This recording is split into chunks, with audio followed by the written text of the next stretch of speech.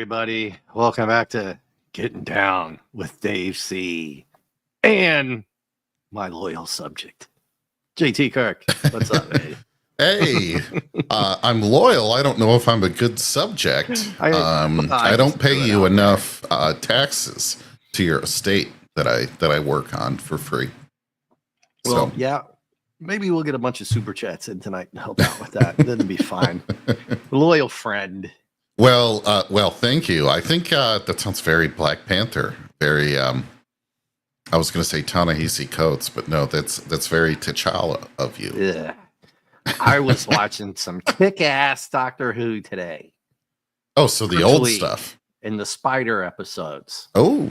Don't ask me the names of them. Planet of the Spiders, probably. You know, I've watched so many episodes, but it's been a long time. So there's so much Who. Oh, no. You feel like you forget.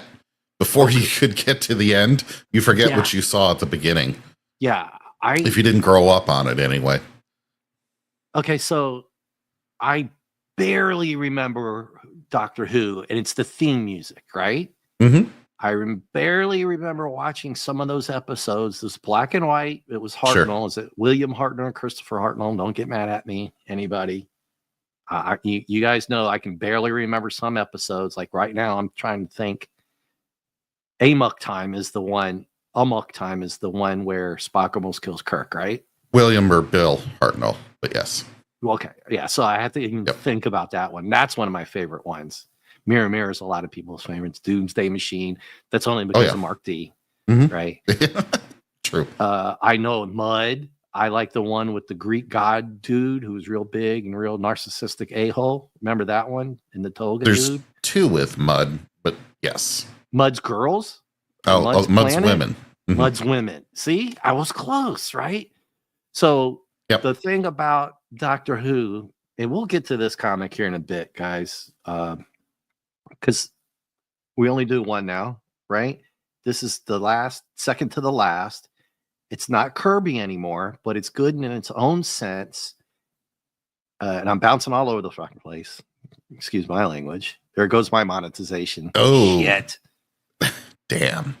All right, remember, everybody send in double your super chats. Yeah, exactly. All right? Exactly. I gotta pay rent. Anyway, so let's do a GoFundMe or Speaking of that, but before we go down the Doctor Who route, folks, if you don't follow us on X, you really should. Dave knows where I'm going to go with this. See, if you couldn't tell last week, I'm a huge Rippaverse fan. And Dave, I've been catching up. I read the issue 0 of Horseman.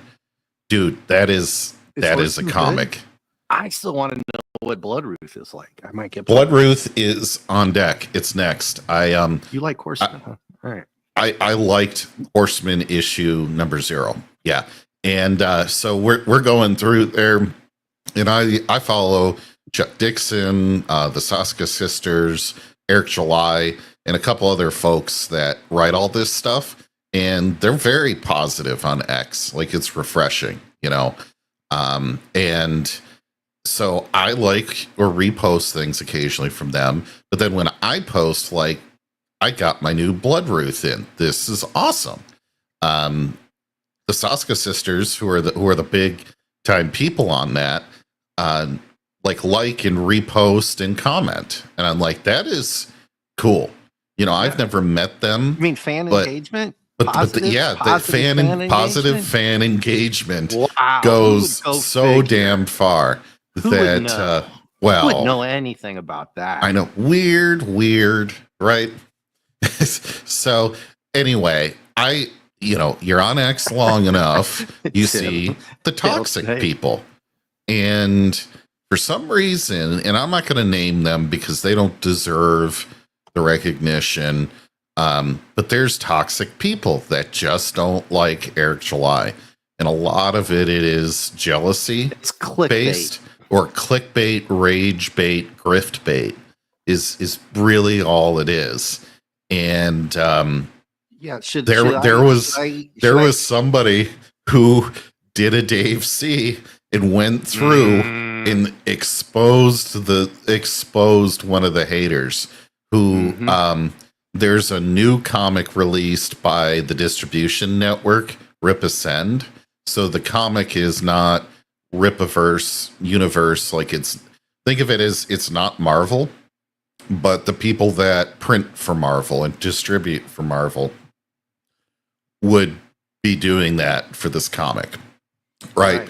So they were all trying to hate on this guy's comic, mostly because he was trying to get it done for years and these other guys could never get him to the finish line. So he said, I'm going to go to Eric July and get his company to do it for me. And they were saying, oh, only 500 books sold. And then it hit in the first 24 hours, it hit like 1,000. Oh, only 1,000 books sold. Only 2,000 books. It's like he hit half of his total campaign goal in the first day. And they were like hating on that. Yeah, and that's just jealousy. Well, it's just jealousy. But then the guy that was doing all of the Dave C detective work said, oh, the guy that's hating on you for getting your comic out to potential fans and customers, yeah, he hasn't released a book in over 3 years. 3 years, yeah. And then Dave, you were telling me, hold my beer. We know of one that hasn't come out in 12. and the last version of it, and guys, we're talking comics here, so we'll get to this. We'll get to this Black Panther. We're on the second to the last. It's not Kirby anymore, so hold on. We're going to get to him. Thanks for popping in, as always, faithful listener, especially on my Thursday night movie nights. I think Thursday night. Yeah, FK. I can never say it. FK. I can't. FKHC 2005, and was my loyal. And I know you were busy, especially at nights, because you come on here with me on Wednesday night. It's just a movie night, but it was fun. I'm on call Thursdays, and I usually have a ruckus I have to deal with. So I not just you, it's Dad Man, it's Admiral T, it's Mark D. I have to apologize and say I'm honored, but I gotta work. So what's the fact? And Wednesdays and Thursdays exploded. The other day I was like, God almighty, man. I mean, it was Snowdub, it was Teague, it was Dad Man, it was me. There was like 10 people. It was like shooting off at the same time. Like, what the heck is who do I pick? Anyway, really quick, we went off on this tangent, guys, because we were talking about how I watched some kick-ass Who today, and I'll play it on the Roku channel, JT. It's got commercials. I don't sit there and watch background music, even as background when I'm doing my little side venture, or because I'm not doing well on my other project, my business. I know what side. you mean. It's brutal. I'll explain that to you off camera.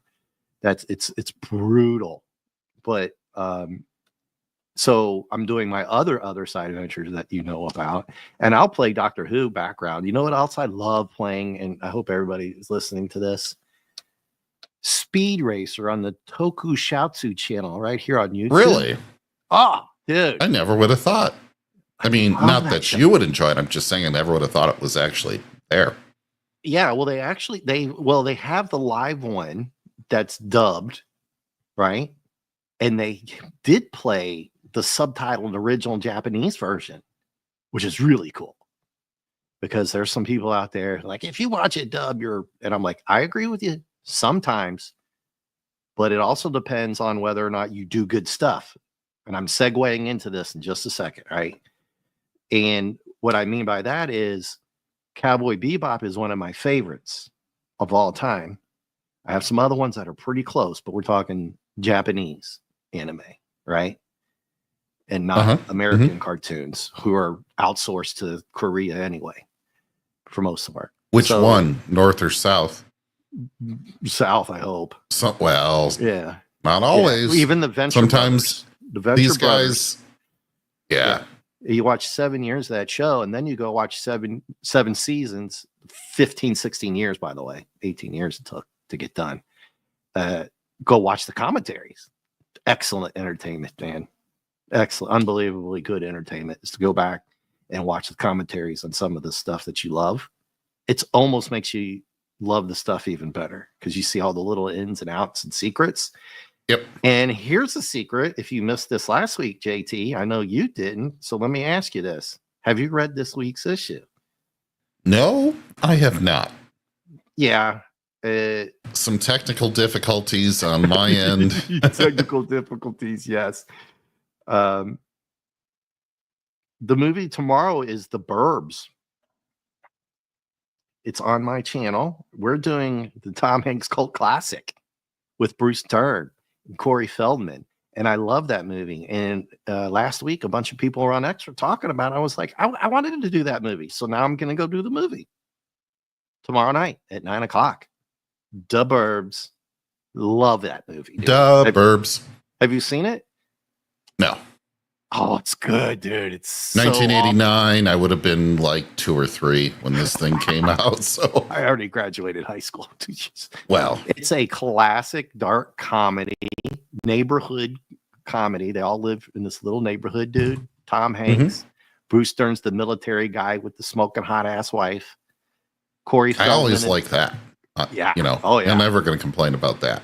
So there's a little secret. I'll spoil alert. There's a dog that's a main focus, at least at the beginning of this movie, right? And guess what I found out about? I should save this for tomorrow, but I don't like to talk. Save it. I don't do my movies as MSK2 3000, whatever the hell it is, right? MSTK 3000. Whatever the hell it is, right? Yeah. I don't riff tracks them because I don't know how to set up if I could learn how to set up the screen where maybe you and I could sit there full screen in front of it, we could do that. We'd be doing like Outlaw of Gore, right? Ooh, interesting. Right. Yeah. So I'm going to try to do that because we have a lot to talk about after this as well. But so yes, I know, Tim, I think you and Buddy and a bunch of other people had recommended it, but I don't know how to set up that damn screen. So the problem on Cosme is I can do it where you have the circle of my avatar and stuff like that, and whoever else is there. Like Tim would be there, and Buddy would be there, Phantom, you. But then your screen is like this little square. So you're not going to watch a movie on a 2-inch square on your screen. And you're right. You know, you want to watch it full screen, and then we just that's like 1950s TV right there. Yeah. But that dog supposedly is the same dog in Silence of the Lambs. Do you remember that dog? Oh, is it really? So that dog got a lot of work. Wow. That dog got a lot of work because let me show you. Oh, I have something for that. Well, boy, we are all over the place right now, man. I don't care. I have the video for this. I don't know. Okay, I don't know where the video is. I'll just show the still picture. Okay, so I can just share it for everybody. Now, the dog isn't in here, but if you guys know, present. Oh, it's such a pain in the ass to share screen. You know how it is, right? And you can't double up, right? Yeah. And then you got to go back, and then you got to add it to stage. This guy. Oh, that dude. Yeah, his dog is in this movie, is in The Burbs. Did you know that, Tim? No. Interesting. He was also in Batman Returns? Are you shitting me? For real? The dog was, I think. Yeah. Or this guy. He was. Now I don't think I could watch the movie The Burbs if this dude is in it. You know, I face swapped with a straight face. I face swapped this with Nick Weiser. I think nice. I think I have that. Hold on a second. If I could find it. Oh, I got to go to pictures. Face swaps. Nick face swaps. Oh, yeah.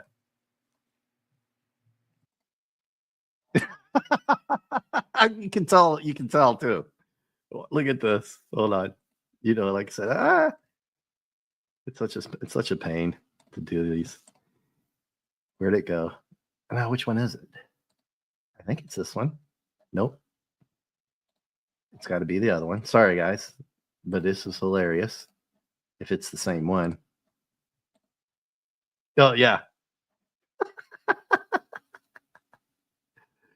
Okay, so there you go.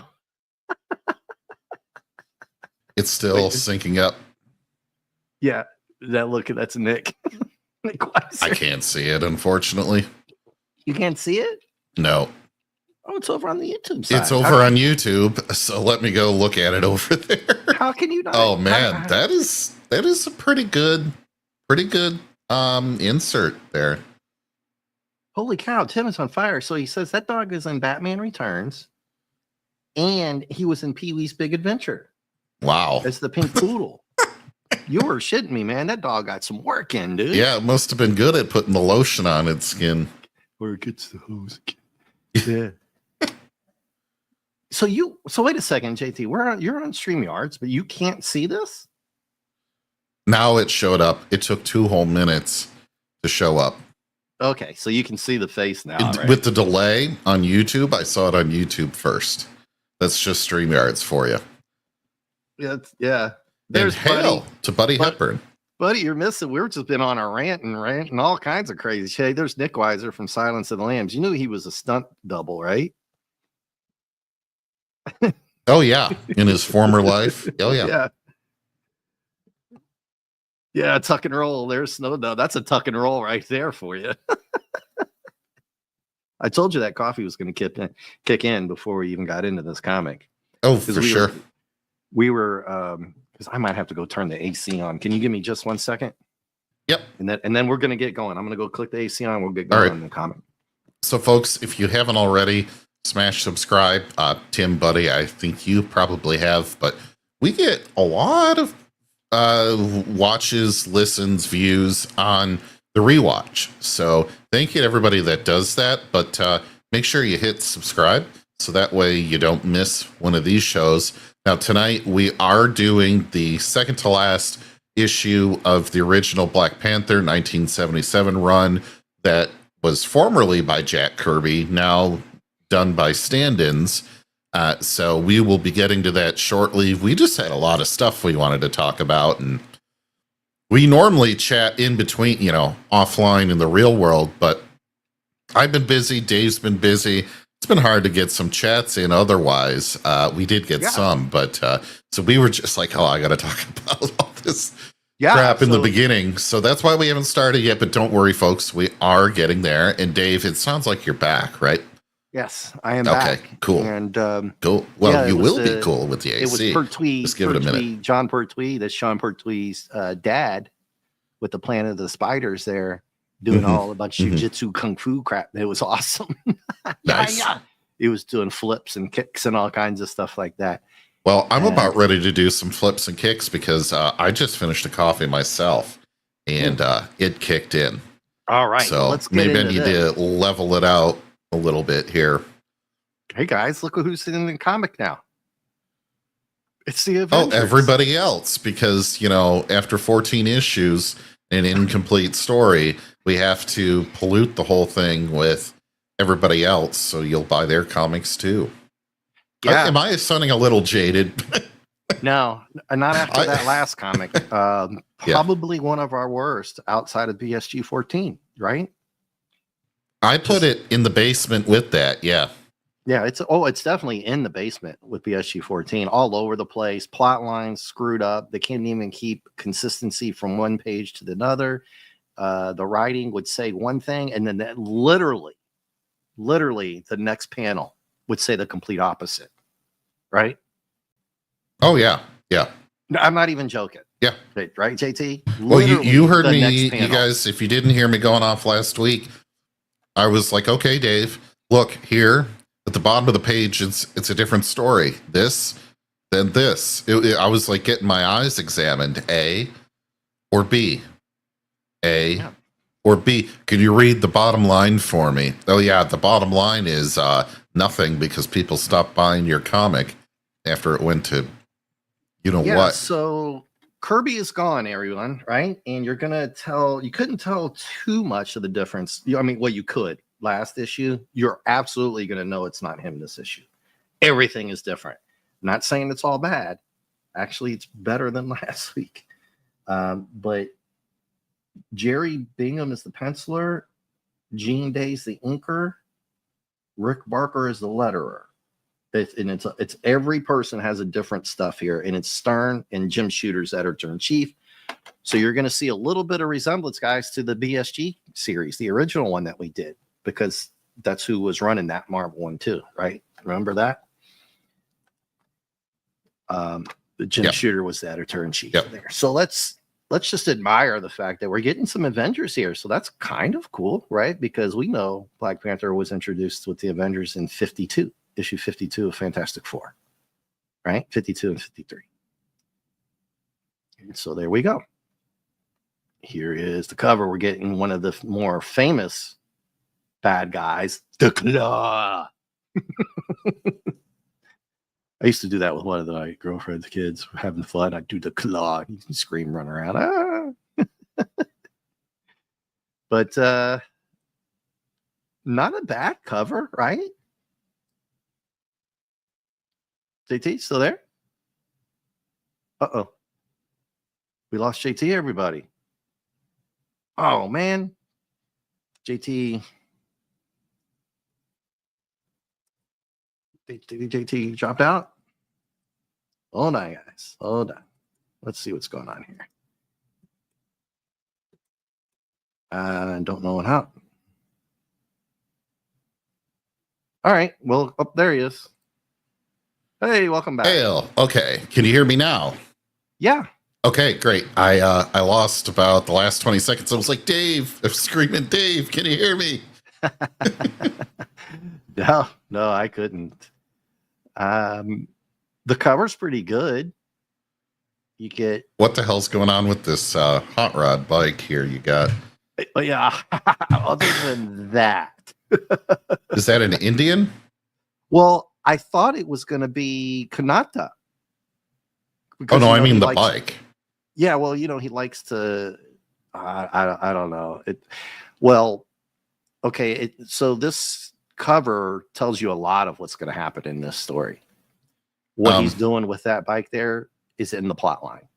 Yeah, I don't like this cover. Oh, really? No, the buildings are low effort BSG. Yeah, the buildings are and cheap, just kind of dude on the bike doesn't have a knee. Look at that. I didn't even notice that. Yeah. His knee is like backwards. It's inverted, huh?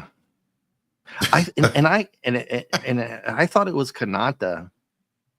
Maybe he traveled to New York. So, guys, everybody, yeah. So, boosh, bang, pow. Here we go. T'Challa's in New York. Bing, pow, zip. So he's following through on the fact that he wants to go out and see the world, right? And you remember that BS that he did on that island out in the middle of the ocean, that it was just a rock with one tree, a dead tree on it with a bunch of birds? I claimed this for Wakanda. Remember that? Yes. But who cares? Because I'm going to go out into the world anyway. See, China's just going to rip his flag out and put theirs in anyway. Yeah. Yeah, so it didn't matter because he's going out to see the world again. He was home for like 3 days. Got into the big fight. Now he has telepathy, ESP, radar, all of it. But other than that, it didn't mess with him. Right? So, anywho, guys, can you see the difference in the art and everything that's going on now? I get my plant, but it's not the same plant. Anyway, the place, a sumptuous townhouse of New York's East Side, Embassy Row, East Side, New York. You know what I mean? I'm really messed up because something's not right with his legs. They're again skinny. They don't look right. They don't look right. Anyway, well, anyway, yeah. So he's at his own Wakandan mission, I guess they bought it off screen because I was a wee bit confused that people knew about Wakanda. Obviously, they would know there's a country somewhere in the world, right? Right. I guess they were just so isolationist, nobody ever came out. I don't know what they did. I guess maybe they faxed them every now and then. But anyway. Is it Prince T'Challa? Yeah, they call him Prince T'Challa. I guess he hasn't. I mean, he is the Black Panther, so at this point, he's King T'Challa, right? Yeah. Well, who cares about continuity?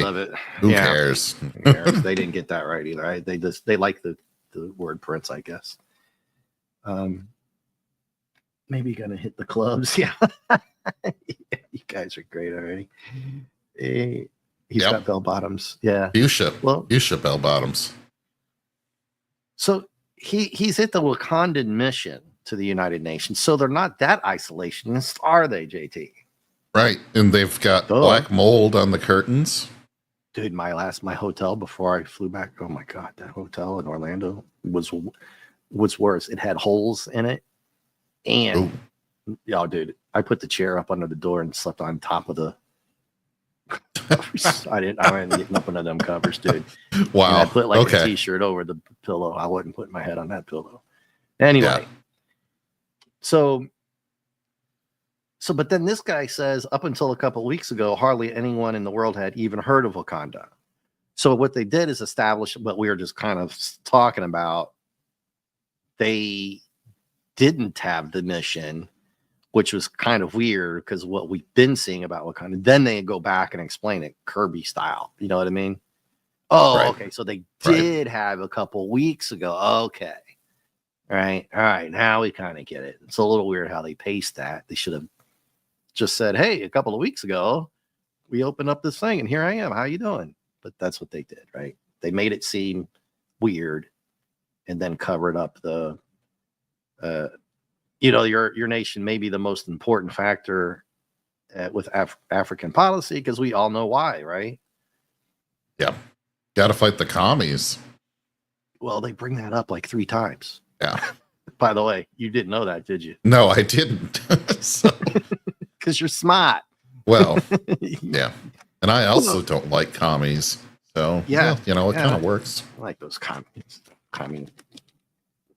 Bingo rats, whatever. And then, so now we get the actual face of T'Challa and look at the difference in art here. Wow. Huge difference. It's not the same person. It's not the same person. Anywho, but he's staring out the window and he's talking about just what you say. He's like, we just didn't want to be isolationists anymore. But we don't get a time frame. The time frame between when T'Challa got there has only been a couple of weeks. I'm not really buying that. He just got home, right?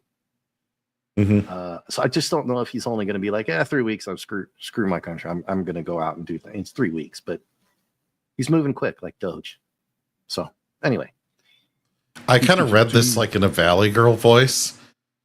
America is honored to make the acquaintance of the Wakandan people, but there are some things we have to know, like, do you intend to be spokesman for the third world? Yeah. How do you feel about majority rule in Africa? Yeah, it's they're asking him all those kind of questions. Are you going to seek trade relations with the Soviet bloc? And here, will you welcome Cuban advisors in your country? That's actually, Cubans at one point were sending advisors to different countries around the world. In Africa, I'm trying to recall which ones accepted those Cuban advisors, but it was just kind of. Now it's a historical thing that's kind of cool if you were to put it in your comic, but back then it was very current event.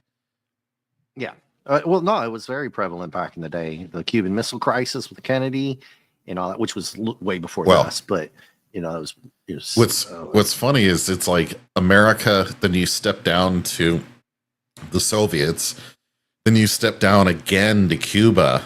So it's like if Cuba's sending you help, man. Yeah. Anyway. And look at the Dart's pretty good. I mean, the faces are okay. At least the front guy here. Some of it's not. Some of it is. Some of it's okay. You know what I mean? It's just different. It's just so different from what we're used to. It's not Kirby. It's just cool looking armchair. Yeah, it's retro, right? Yeah.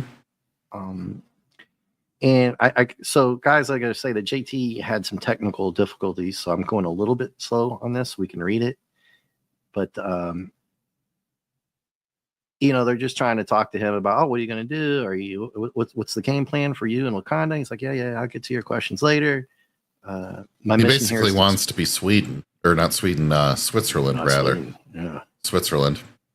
Yeah, he's just looking for commercial opportunities for Wakanda. And then this guy's all hung up on the El Cubanos. What about the Cuban advisors again? He's like, hey, freaking relax. It's like, if you're going to accept them, can I come visit? Because I would like some cigars. Yeah, well, he shuts him down pretty quick. He does a Levette here and says, my country's not in the market for advisors from anybody. We just want to branch out. We'll get to it later. Are those two redheaded women in the room? No, just one. And the dude hair color changed. They just messed up his brown. hair. Okay. Yeah, I was like, wait. Top corner, right? Yeah. They got some shag rugging going on. Total retro room there. Looks like grass. The close up of T'Challa here, completely different from what Kirby would have drawn, right? Yeah.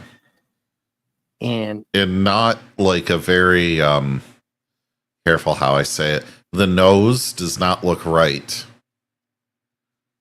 It just doesn't. It's a narrow Roman nose. Yeah.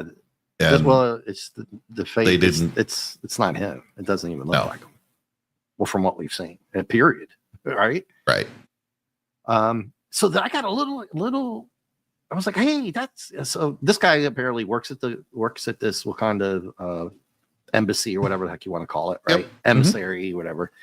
And you know who I thought that guy was in the tux there? Mike Tyson. No, remember who I was always talking about, and then we never saw him anymore in Wakanda. The advisor, the aide. No, the stand-in. aide. Yeah, the big dude who looked like he could kick everybody's ass, and all they did was tell him to go get coffee in the newspaper. Yeah, exactly. Right? They Kathleen Kennedy'd him pretty hard there. Tuvey or Louvy, whatever his name was. But anyway, so as these people are leaving, guess who just happens to be strolling down the hallway? The Avengers. The freaking Avengers. This guy doesn't even stop to say, can I get a selfie, Cap? Hey, buddy, and Tim, is that Scarlet Witch? I'm a little, I mean, I know who the other three are, right? But it's got to be Scarlet Witch, right? So even the Avengers are talking about how fancy the place is, right? Yeah. And they're like, well, he's one of the richest dudes around. So it's like, fancier than Iron Man? I don't know. I mean, it's upper New York, east side, so pretty damn fancy, right? Yeah. Well, at least they think so. So Iron Man's like, hey man, how you doing? Nice to meet you. They dropped some names here, only some old school people. I bet Claudia would know who these people are. Nick, maybe Mark, Aubrey Pearson, and Cyrus Vance. Cyrus Vance's name sounds familiar, but I don't know who these people are. That's beyond my knowledge, right? And let's see. Did we get an answer? I don't know. Why are you riding a bike with bell-bottom slacks on? Oh, wait till we get to the action parts of this stuff here. Well, yeah, they only want you if you're vibranium. Otherwise, I mean, what do you have to offer in trade? Yep, there we go. So there it is, right? But T'Challa's smart. He's uber smart now, right? Because he can actually kind of read minds. He can't. He can see people's thoughts. He can kind of know what's up. He has radar, defensive radar, especially, right? He knows when somebody's trying to sneak up on him. And he was already good about that anyway. We only saw him got like one dude get the jump on him, but it was like off of a cliff, right? And when he was already busy doing something. So, Now, this is a little weird. And hail to the great Admiral Teague, sir. Teague, what's up, man? You want to come on, dude, with this Avenger stuff? I can shoot him the link if you want. Shoot him the link. Okay. Shoot him a little. Yeah. Just let me know because I've got the screen covered. I just sent it over to him. I don't know. I don't get to see if anyone's in the background, but yeah. It's just come hang out if you want, man. It's not a big deal on this issue. Just the Avengers are in it, and it's we're in New York. Yeah, and we're in New York, East Side. So we need a New Yorker to tell us what he thinks of the depiction of New York. Otherwise, we'll get a whole different take. I'm assured we'll get a whole different take. Yeah. Well, Cap's talking about how his country has such advanced technology, but we only got like the car, right? Some of the guns. But remember, it was so weird. Like the one time they had to like walk to the other town. And remember, I used to make fun of them. It's like, what? They don't have cell phones or something? They got to use what? Bongo? I mean, what the hell are we talking about here? This is Wakanda. So it was a little odd how they did that. That was way back, numerous issues ago, right? Right. I also want to know how Wakanda is one of the wealthiest or the wealthiest country in Africa when they don't trade with anyone. They're a small country. Where are they getting all of this wealth? Well, they probably, I don't know. They don't elaborate on any of that, right? It's the vibranium, right. But they don't sell that vibranium. I think Cap got that shield, not because he bought it at the local frickin' Best Buy, right? Mm-hmm. That was a super double secret, stuff from the military. And so T'Challa makes a point here. He goes, and threaten the West near monopoly on such items. No, I'm afraid they're interested in vibranium alone. So he's like, yeah, they just want us for that. But you make an excellent point. So how did they get so advanced? How did they get rich? What is their way to advance their civilization? Because they're not big enough to be an autarky. And by that I mean you make and consume everything within your own borders. Yeah, well, remember Zonda, that evil woman? Remember how T'Challa called her evil woman? At least they explained that her dad was an oil emir, right? Well, yeah, so you'd have to be exporting that to customers because how else are you going to make money off of it? You're not going to consume very much in such a small country. And here is the great Admiral on deck. Okay. Maybe I shouldn't wave my right hand so conspicuously after all those Pictionary games, huh? Hi, everybody. You know what? The Wakandan wealth scheme was built on several things. Tariffs were big, and the foundational wealth was built on something that rhymes with, but is not quite akin to bravery. Oh, you missed your shot there, T. The Wakandan wealth was advanced through 12-year-old Kickstarters.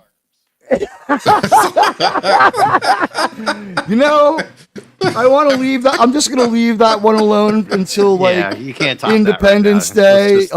We'll give that one a reprieve. Like when I beat someone down and give them a swirly, and my God, I just got a bunch of DMs from someone who to ask me to please, like the third different person telling me, please stop destroying this person online. Like you're ruining, they're depressed and crying. I just got the popcorn and the drinks, dude, and sitting back. I've just got the second person DMing me saying you have to stop trashing this person on X. And I don't know who they could mean, but apparently probably they're a communist, if I had to guess. They're depressed. They're aside themselves. They have no idea what country they live in anymore. They're crying. They can't. Their health is wrecked. It's like T'Challa. He spent how many issues? He spent 13 issues, 12 issues, or 11 issues just to try to get home. Yeah, two or three issues of fighting one guy as soon as he set foot there.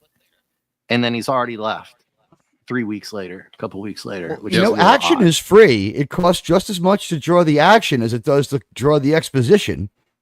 Yeah, and it's also like they had no idea how to make a good story while he was Wakanda because they burned 3 issues on the one dude already. So they're like, well, we can't do anything here in Wakanda. Do we have our Jetsons like Wakanda yet? Yeah. Oh, well, they don't show any of it. Yeah, so T because they have a wall. We jettisoned Kirby in the last issue, and so they basically nuked every single issue before this, basically, for any type of continuity. They didn't agree in their own book last week. So now it's like we've spent Star Trek Discovery level of insanity, and like the sentences contradict themselves. It was like dog shit. This is a secret mission that everyone's talking about, sir. Yeah, it was terrible. It was terrible what they did on that last issue. Yeah, they basically tried to tie up every single plot line, did a very poor job of it. And now, did someone get fired or just move on? They got fired, huh? Moved on. This is getting fired level of damage control to your comic, though. Like, you know, the guy owns your characters, he owns your storyline. Well, I can give you a hint because I read it in the post bulletins that in the comic, this issue for everybody watching, this is relevant to the comic, that the one of the bulletins, Stanley Soapbox or whatever they call it in there, was talking about how BSG #1 original series was going to come out. So this is pre BSG 1. So Excelsior! And we know this now because Jim Shooter, remember that in the 80s? I had BSG 1. It was the movie. It was the first part of the movie. Yeah, he was the chief editor for all of those. So he's now the chief editor for these last 3. So, and we get the Avengers in New York. So this is, we know what, okay, so I'm familiar with this guy's style. Who is this? Is this perhaps Infanti? No, this is, gosh, hold on, let me pull it back out again. Well, so there's a person for every single thing here instead of Kirby doing like 4 things. So we have Gene, who's the penciler is Jerry Bingham, but the inker is Gene Tracer. Rick Parker is the colorist. This has got to be a quality story. They're stuck in the wall, like in section 31. That's a quality story. That was the last week's story. Yeah, that is them trying to stick with Kirby, who had already done that the issue before, 2 issues before that as well. Teague. So they're I don't know if it's visualized good or bad. So 2 issues ago, when Kirby had it, they could go through rock. They could go through metal, pretty much any solid substance they could go through. But then last week, they could go anywhere except for the HVAC. Apparently, when you get an event, it's like you can yell safe. And Black Panther just, he's like, let me go in this air vent that's massive. And now you can't follow me. But it's big enough for like a 6'4" man to crawl around in. Conveniently. Right, it's gone beyond the event horizon of the Overton window of believability. Well, and then so get some Avengers in there. Vision is talking to T'Challa about his ESP and radar technology he has, and he kind of goes back and the Kraken guns he sells to the Americans. Yeah, he says, I dug too deep in you, and he's like, I don't really care. I just kind of got a bad feeling that something bad is going to happen to the rest of humanity. So his chair game is strong. Yeah. Like every single one of these chairs and his mission to the UN is just posh, high back. Well, it's the East Side there, T. Yeah. So pretty nice place, right? Upper East Side. His Wakanda mission building. Even the Avengers said it was nice. Yeah. Yeah, Pizza the Hut. Pizza the Hut from last issue. Yeah. So also last issue, Teague, while everyone that helped him break out of prison, because Pizza the Hut. So back up a second. Pizza the Hut over here is taking prisoners and throwing them in a transporter that deatomizes them into pure energy, and he consumes the energy. What's up with Pizza? Is he a form of the Master or something? What the fuck? No, he's this I call monstrous 30, 40 foot. His name is melted into the Kyber. floor. Kyber. Mad It's scientist. like the did some alien they caught experiments. in Suicide Squad Yeah. or Well, he's a Self-Deletion sulfate. Squad. He's so JT was being the nice way of putting what happens to these people. They shove them into the transmatter OVEN, put them in a cube, and then he sucks the life force out of them. Literally, that's what he was doing. They stole that for Star Trek Beyond. And life force, and they even had the little. They even had the little like. So yeah, they even had the little human hookah to put the people in when you smoke their essence. They staged a human revolt. Okay, like all 30 of them banged on the glass and broke the glass all at once. And instead of like neutralizing the 4 guards, he just lets them all suffer and fend for themselves.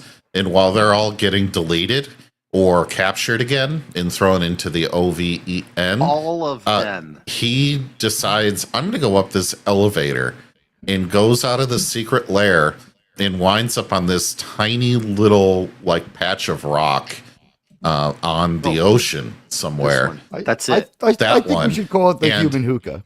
I like human hookah better. He declares this island in the name of Wakanda. So now he's an imperialist colonizer. This Wakandan king is an imperialist colonizer. And Dave was joking. That's foreshadowing to the final the final issue of Black Panther. It was so ridiculous because now they're not even in Wakanda, they're in New York. And the way he did it was so ridiculous that that last issue, JT and I put it in with BSG's 14 with Boxy being not radiated while he was sitting in the thing, like even Spock died, right? He like walked into Chernobyl and just he walked into Chernobyl and nothing bad happened. Nothing bad. He got a little sick and a little chicken soup and stuff, and he was fine in like 2 days. While the metal and fur dog melted. Yeah. Indiana Jones melted. I wanted the image of the Daggett reduced to a puddle of circuitry and synthetic Buddy fur. Hepburn and them remember. Pepperidge Farms remembers. Buddy and them remember BSG 14. and FKHC and Fanti and all them. So what do you think about the Avengers? Now that's Scarlet Witch, right? That is Scarlet Witch. Yeah. I like that she has her old outfit on. Classic Clobby would approve of the outfit. Yeah. I don't know how he'd feel about this art. It's not novice or bad, but certainly like they're well aware that they are not Kirby and they're not trying to be, and maybe Falcon's ears are on sideways in that second panel. Yeah. His ears a little off center from his head, man. All I'm saying. This isn't the same T'Challa, obviously. He's got more of a hairdo, right? He's going for the cameo cut. He's got the fro going. It's in 70s, right? This is retro. I like the old school. I like Vision's uniform, old school uniforms, caps. But like even in the background, it's not very detailed. JT brought that up. And look at this panel here. It's just yellow. Right. That is really. Ooh, that is a bad stylistic choice right there. You like New York? Yeah, New York looks just like that. What station is that outside of? That looks like it should be on the wall of the hallway to the bathroom of a gay bar with three different gender bathroom stalls. Yeah. Well, they didn't have that in 77, 78, so. The hell they didn't. Well, that is true. I guess this is going to sound so weird, but I guess I should just say one of my two fathers was there for the birth of the gay rights movement. He was at the Stonewall riot dressed as a police officer. Wow. Well, he was one of the cops who responded to the fucking riot. I was going to say, was he a village person? Squad.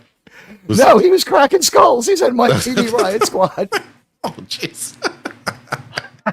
Okay. But I mean, without him, there's no rights movement at all. I mean, come on. Somebody had to do it. They shouldn't have started a fucking riot. Yeah. Yeah, rioting's bad. Right. Yeah. They could have mourned Judy Garland's death in a more efficient way. That's what started it. Oh, anyway. I'm serious. That's what started it. Well, they I know what JT is going to say here. They're kind of wasting time here, JT. You took the words right out of my damn mouth, Dave. I was like, this is a rerun episode or whatever they call it when they need an extra episode, and they're like, remember the time we went and did this, and then it gets all wavy. Oh, is that the justification for these 4 terrible panels in a row? There's no savior panel on this page. That lump of weed in the upper left corner, that looks like it's like. Then I put my weed into the volcano that I was smoking out of. I wanted to draw that, so I drew it. It was my pile of weed in the volcano that I smoked it out of. I get it. Yeah, I see it. But yeah, they're retelling the story. Who is this that he's talking to? We do this a lot in comic books, though. So it's standard to flashback, but I mean, this is Captain America. This is a waste of time here. This is just a waste of time because it's like they didn't know what to do. Because basically, what he's doing, he's talking to Captain America. Your standard flashback is like 3-4 frames and brings you up to speed, or uses some editors. They're like, this happens in comic books, and if you're trying to finish, you inking like hundreds and hundreds and hundreds and hundreds of pages, and you just can't finish your story because you're so damn good that you need to vindicate the idea that you are anything but a great artist. I would say this has been done before. You ready? A full page of text. Well, listen, just a full page of text. Bring us up to speed like that. But look how bad it is, guys. Because read this right here in the right one. And we get a little texture on the uniform. That's pretty cool. And Cap looks pretty buff here. Yeah, that's not too bad. He does. That back part. We found out how to space out for 1/8 of an inch on our rule, or 1/16 of an inch on our ruler. Yeah, but what does T'Challa say here, JT, especially about his telepathy? As a result, my natural instincts were heightened. I think that means he did some drugs. It's not like telepathy or clairvoyance. What? I feel things. Yeah, this is in The Accountant too. It's acquired savant syndrome. Right. If you get hit in the head, you get smarter. Sometimes. It never happens that way in real life. Believe me, I tried. Ultra telepathy. Ben Affleck's not that smart in real life either. He's like Rain Man the sniper. Yeah, but they don't even remember the fact that it was written he could talk to Kanata from miles away. Yes. So they don't. This is what we're talking about, Teague. Here comes Captain Colonizer to bring him down to ice and get him the hell out of our country. Yeah, but he does have a sense of telepathy. God, he sent messages telepathically to his buddy who was in the Rock Mountain. I want to thank you for this segue because it's this afternoon I saw Revenge of the Sith, and tomorrow I have to see Thunderbolts. So this is perfectly moved. Transitioning. I was so angry to find out it was 2 hours and 5 minutes. I'm like, what the fuck? I like the longer movies. Well, you can still show up 45 minutes late because no, but my bladder's gonna be exploding. There's fucking the commercials actually are a lot more important than the movie. I found that I've talked about the trailers a lot longer than anyone ever wanted to talk about the movie. Captain Sam Falcon Man. No one wanted to talk about that, but everyone was like, "Tell us more about the Megan 2.0 trailer. Tell us more about Megan 2.0." I'm like, it was creepy. So what you really do, creepy. Don't drink anything for about 12 hours before, then get an extra large popcorn and add salt to it. And then, your lips will be cracked and dry, and, you might pass out in your chair. YouTuber was found in the Regal Cinemas this morning. Yeah. At the hospital, he reported, I did what I had to do to get through Thunderbolt. Salt vampire syndrome, not seen since Star Trek. What you guys don't know is you've segued into something here. And you don't even know the Thunderbolts thing might have something to do with the fact that the Thunderbolts think they're the Avengers. We get is that what it is? We the get Thunderbolts think they're the Avengers. Like that, and we'll never think something even a better movie that's been an absolute iconic movie, and we'll get to that. Hopefully, yes. I don't miss Wakanda, Africa, and the world. Things are going to happen, and the nexus of the crisis is here. We've already alluded to America. We've already alluded to Roland Emmerich's classic Stonewall. So I mean, what more classics could we possibly do? And look, here's we see this same building destroyed in Independence Day. This person does not know shit about New York. Like, I don't understand. Why is the river green and the city blue? Well, the middle St. Patrick's one, Day. why is the sky red?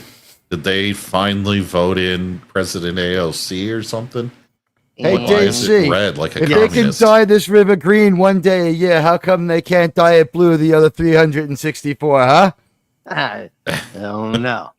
Oh, you Something also hinky about it. Could you read the middle pane for us there?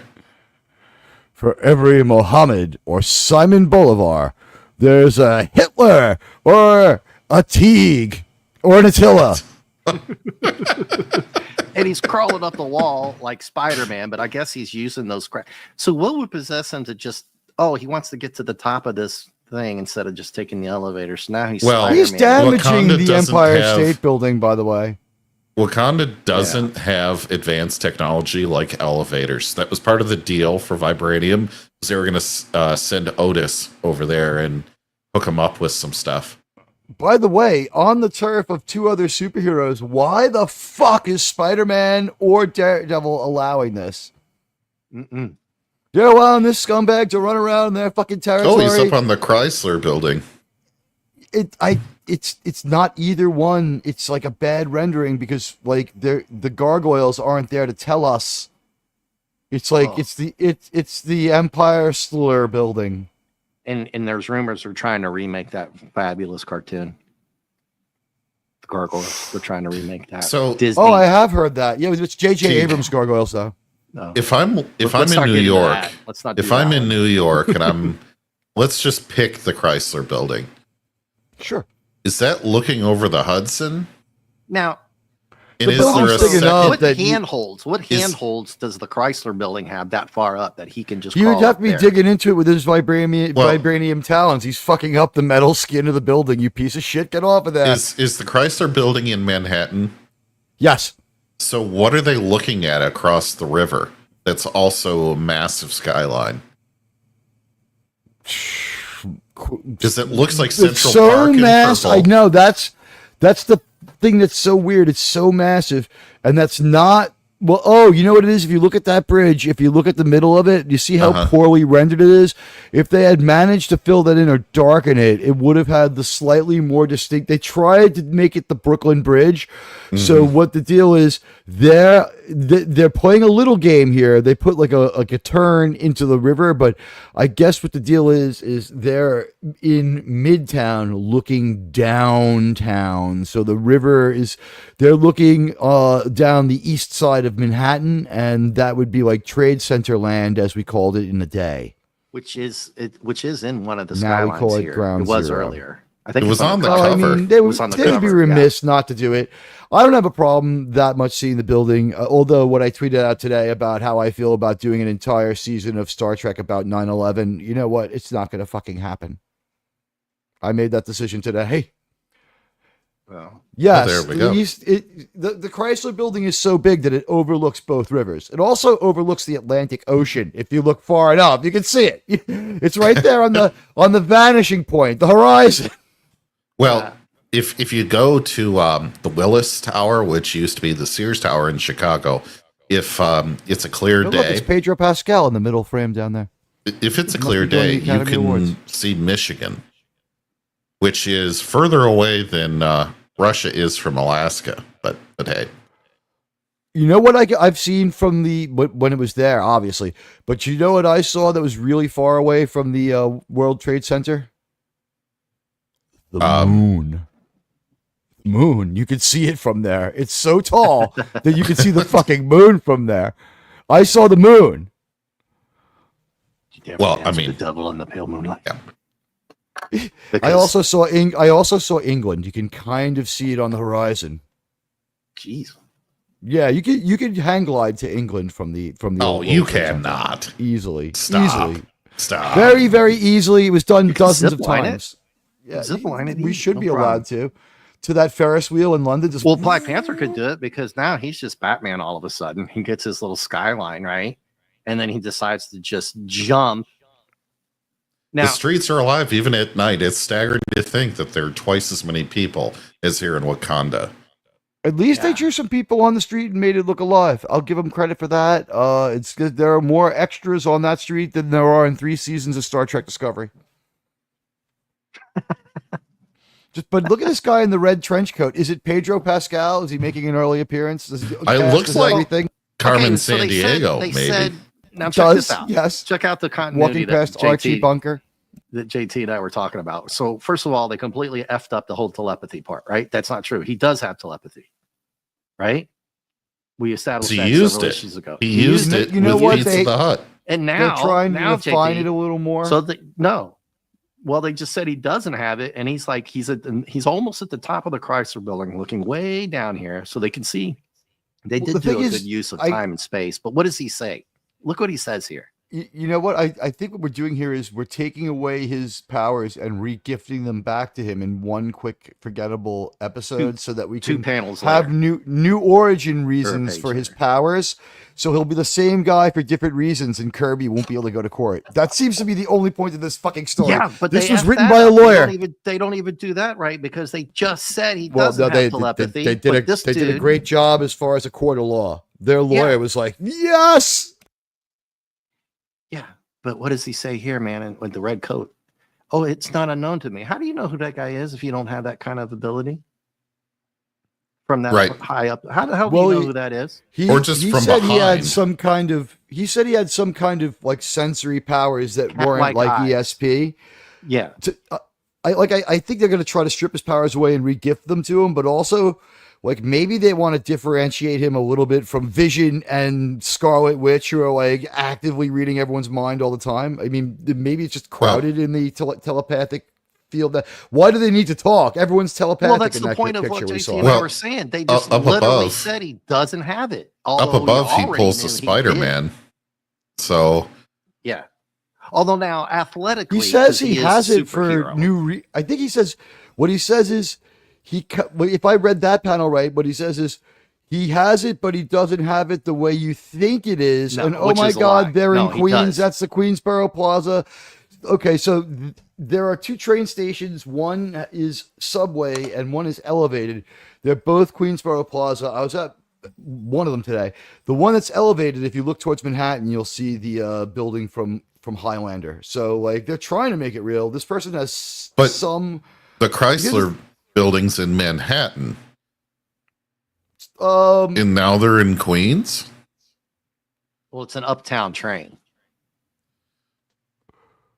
No, but this is the Queensboro station. Yeah, if you go... So, you can go I'm just saying, that's one hell of a jump to go from Manhattan to Queens. The thing is... You can do it. Parts of Queens are closer to Midtown than parts of Manhattan. Yeah, because now they got to make them look like that. It is a 2-mile angry river that you have to get across, and no human being, like, if like, you know how like if you swim like the English Channel, like they have like a celebration and they give you like a little parade. Yeah, if you swim the Hudson River, if you make it, they have a little thing called a frog march where they bring you to the loony bin and there's no press coverage except about how you're a crazy asshole. Because if people start trying to do it, you'll just die. If the garbage in the river doesn't grind you into hamburger meat, you'll be sucked under by the Hudson River. It flows in both directions at once. There's multiple whirlpools in the river. If you observe it from 10 stories up, you would never, ever want to go into that river. Plus, it's probably not very clean. Oh, yeah. Yeah, well, I think the chemicals are the least of your worry. You're going to get an undertow, vortex, some kind of thing that you cannot swim out of. No, you can't. And everything in the if you throw like a bottle in the river, it must pass the same point 7 times before it moves forward. So that's how swirling of a river it is, because the ocean is rushing in, and it's only the fact that New York State then starts moving rapidly up, like in elevation, that the ocean just doesn't surge all the way up to Niagara Falls. Yeah. Wow. Anyway.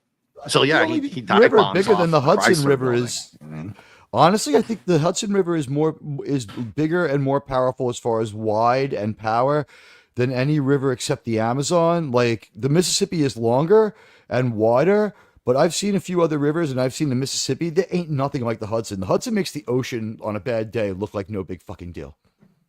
Well, then when you crash an airplane into it, it's like it cooperates for that. But this is a business-oriented city. Those people had flyer miles, and the river's not going to get messed up in that. The river got full. The thing is, we promised not to set the river on fire for like 2 years if it let that plane go.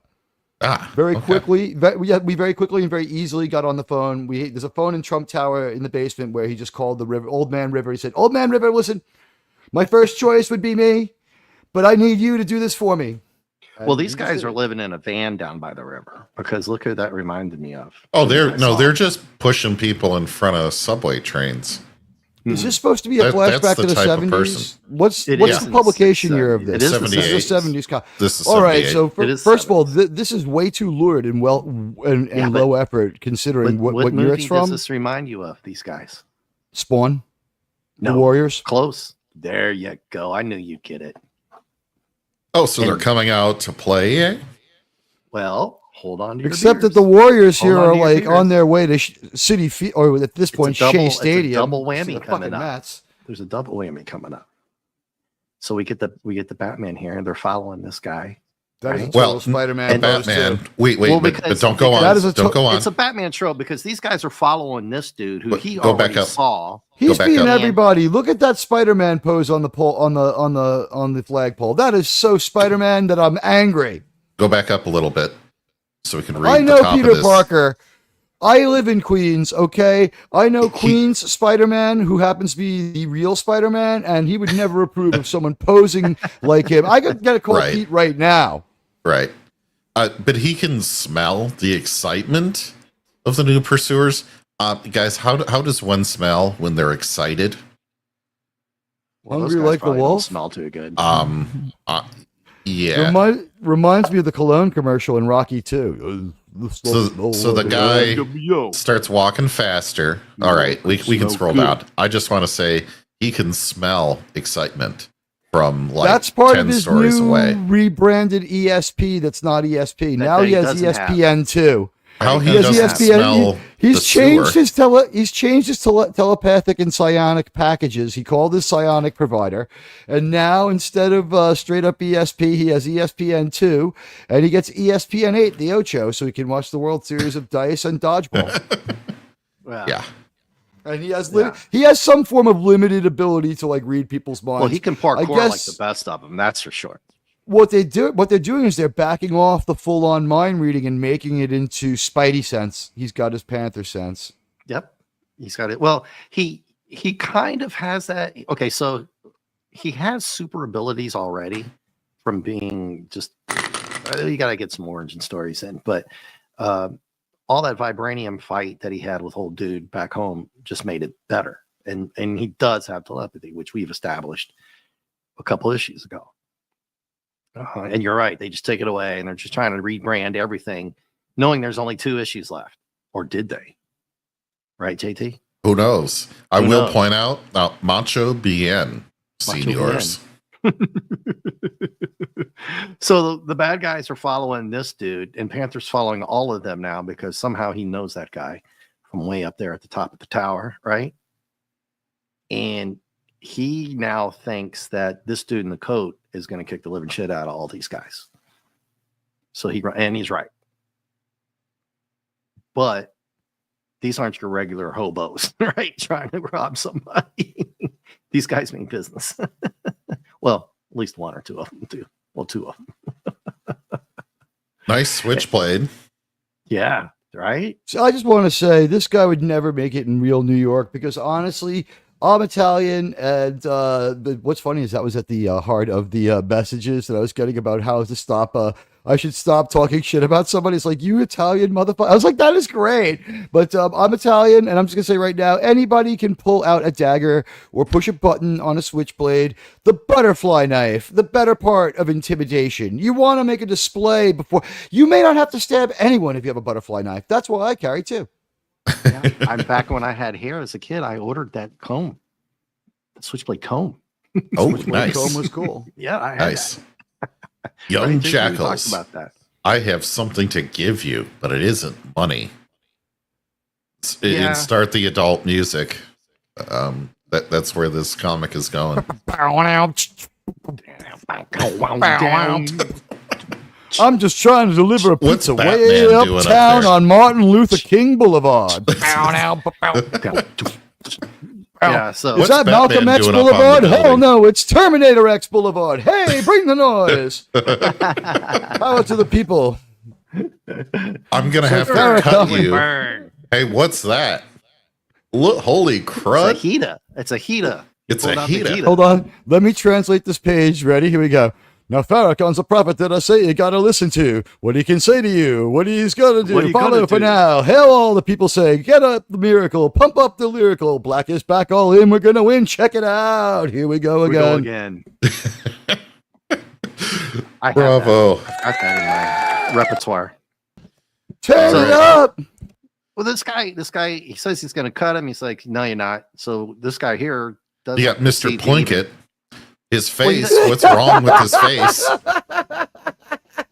You got the reference. Thank you. Yeah. Is Alec Baldwin also could be called Mr. Plinkett, right? Yeah. Yeah. Oh, I'm so okay. Here we jealous of go. Alex Another Baldwin's another trigger finger. That guy has innuendo. the best name. Another innuendo. It's called Man, a Guardian Levon. innuendo, you bigot. Man, Oh, Levon, innuendo, I knew sorry. you were going soft. Don't be a Guardian giver. Yeah. Well, Maybe yeah. it's time little Herbie, I think he means the car, took over the T-bolts. So There is you this go. like the Thunderbolts These guys are are It competing? is the New York Thunderbolts. gang. Thunderbolts. Their name is the Thunderbolts. Are I they wanna competing thank you for gang this. to the Jets and the Sharks? Yeah. These are the original. I have These are eligibility the in both. T-bolts. I could join is- both. Oh, really? How Well, good are are the you at Jets Puerto snapping? Ricans or are they just Latino? I think they're Puerto Rican. Are they specifically? They sing that song about being Puerto Rican. I could, and not only could I not join the Sharks, I would jump and jack and stab every one of them. Oh, I'm dude. Cuban. I'm Cuban. Oh, yeah. Yeah. You know what? What's the one Here's with the Brando thing. and Sinatra? What's that movie? It was on the other day. I hadn't seen it in forever. Guys and Dolls, Guys and Dolls. It's got one of the best bar fight scenes. and the you best haven't name seen of it. any character, Nathan Detroit. That's a Down great in So name. he- Cuba, if I remember. Lil they were- Herbie, they the go down to Wonder Cuba. Bug, is going to take over the Thunderbolts. Yeah, well, here's the thing, though. There's He's four got of the them. worst One pulls pistol. out Is a that like an knife. 8-shooter? I Well, was the going to mention that, but I didn't want to sound like too much of a gun snob. But yeah, there's It's three like a on one You don't side. have to. You don't have to It's an be a 8-shooter. gunophile. It's an You should only 8-shooter. see like one of the cylinders. Now, Dave, Yeah. how many 8-shooter I would point revolvers? that photography has existed in the 1970s. They could have looked at the pictures of a gun. Well, the thing is, dude, this guy here, there's four of them, right? One dude pulls out a switchblade, and instead of I know kicking he the brought a guy's knife to a ass, they just shoot gunfight. him. Well, they just I- shoot him. They don't even Yeah, try to right. beat him up first. They're both sides of Indiana Jones' bizarre fight. It's like the useless display and the gun that ends it all. Yeah. Well, he gets cold cocked from the back, dude. Yeah. Panther just jacks him right in the back of the head. Now, Smashes pronouns, him. please. And then Yeah. he says, he clutches his pearls. Is this civilization gone mad that it Yeah, he's lets beating its him up. children become killers? So he acts like there's no crime in Wakanda at all. But also, Like I mean, says, here it's a he good is watch party. because I would just Guys and point out dolls. the American legal system in the city of New York. Now, in the American legal system, when you beat someone up this bad, you have become the aggressor, and Black Panther here is now good for charges. Yeah. Yeah. He has disarmed his opponent and is continuing to beat on him. This Oh, is and now Well, but he vigilantism. did disarm if this was him. Kirby, if this with was a- Kirby, the Yeah. one thing they did do here, guys, is that he would love to talk shit while he's kicking ass, and he does that. He does do that here, but it's more By like the a way, PSA. Be thankful that so- your own laws protect you. Normally, it would be up close fighting, like the one here to the left is up close. This fighting here in the background is kind of like a no go. We By the don't way, get to It's see a him cop-out. punching. It's a cop I, out. We I don't had get a to pretty see good idea Panther here. punching somebody for real, right? And this Yeah, guy, that was pretty low effort. that was low effort fight there. It You looks just like got they're the just stiff arm trying to in the get back through of as the head. many pages as they can with these new guys who are maybe even learning as they go, like the The BSG guy. Thunderbolts. They're the The B- Thunderbolts. the BSG 1980 guy from the last comic book we watched. Yeah. We actually he was so unskilled that on page 30 he had actually developed like 3 new abilities from the beginning of the comic. None of them were very impressive, but he had developed like 3 new abilities. Like they were all ways to hide his lack of talent, but those count as abilities.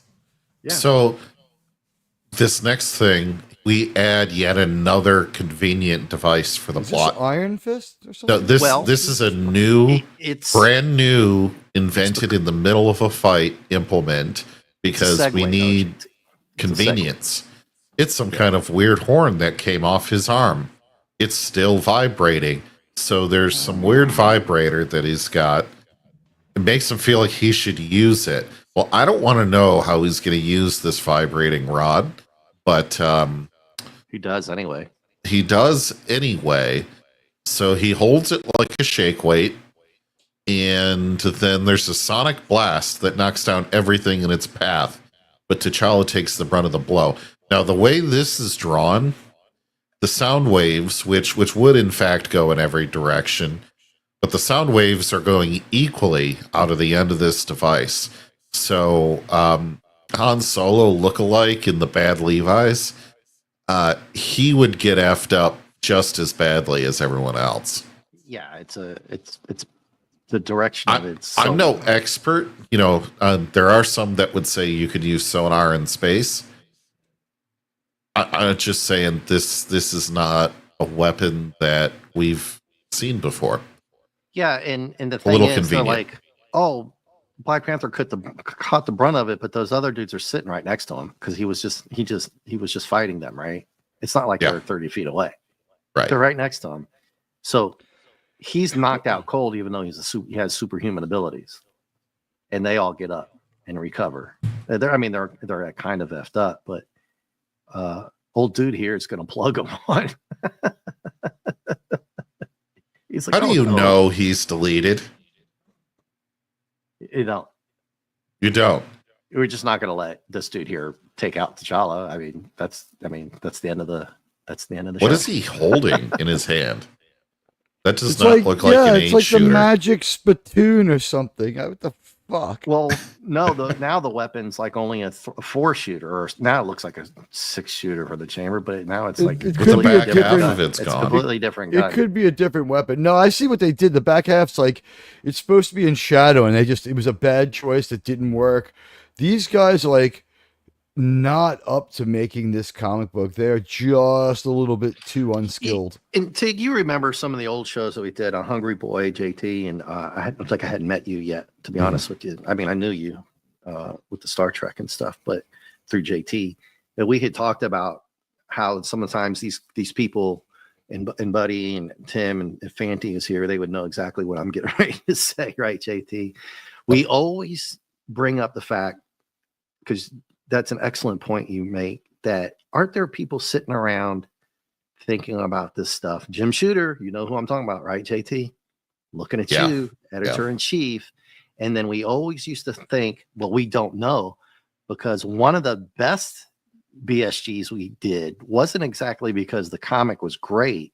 It's just JT and I had this thought process if there was just 2 guys sitting in the office, smoking cigars, drinking Jack Daniels, and just drawing and making jokes and doing whatever they wanted to. It was right? 4 Roses Irish whiskey. They didn't have like Jack Daniels kind of money. Yeah. They I've been to that distillery, by the way. Canadian Mist before the 4 Roses Distillery or the Jack Daniels one? 4 Roses. 4 Roses isn't bad compared to some. Did you do like a bid for like drunk driving or something? It was during COVID. Distillery? It was during COVID. We had to find states that valued freedom and distilleries that would still do tastings. So options were somewhat limited, I guess you could say. It's like the beer tasting at the Heineken good brewery. We probably I got a craving for some good bagels and lox. Yeah, I have a craving for some Bucknell Scottish alcoholic tonic. They say it's implicated in 2/3 of all the crimes inside the Buckfast Triangle. Nice. Yeah, well, the thing is, we don't know if these guys know that this is only the second last issue, right? I wish we did, because we could really. What do you mean, the comic creators? The comic people Yes. doing this. We always talk about, JT and I talk about this in the chat and stuff like that, is we know there's only 15 issues because it was made 30 years for however long ago, 30, 40 freaking years at this point, right? But we don't know what they knew. Like, if we knew that they knew there was only one more issue left, we could absolutely bash on them for being lazy. They were told And for the that chat, if they knew that we knew that they knew. Yeah, I'm Right? going to assume that, like, you know what? I don't do this ever, but I'm going to speak on behalf of Klobby on this one. You ready? Since he didn't like Stan Lee, I'm sure Stan Lee told them that they had complete job security and would make hundreds of thousands of dollars before, like, just days before he hired them to be fired and told them to put. Not only did he hire them to be fired, he told them to put all their savings down on homes in the area. He ruined them for life financially. Not only that, he sent hitmen after their dogs. Yeah. Bobby didn't like Stan Lee. We're having some fun. No, really? I I didn't like Stanley It's that not. much. It's not too soon anymore. We can remember our friend lighthearted. Yeah. You He screwed was with our Superman. friend. He didn't like you. Yeah. Oh, yeah. Oh, of course. Well, if So, you meant it other than just giving Question. your opinion. Yeah. question, because the first dozen issues that were masterfully done by Kirby, Except why for, don't like, we ever one. hear about the Claw with a K, the master of sound? He must work for, because like, he's working on Lord of the Rings Dolby. right now. He works for Sony or Dolby or somebody, right? No, Andy Harman Serkis Kardon. is he's and in master high of school sound. in New Guys, Zealand right now.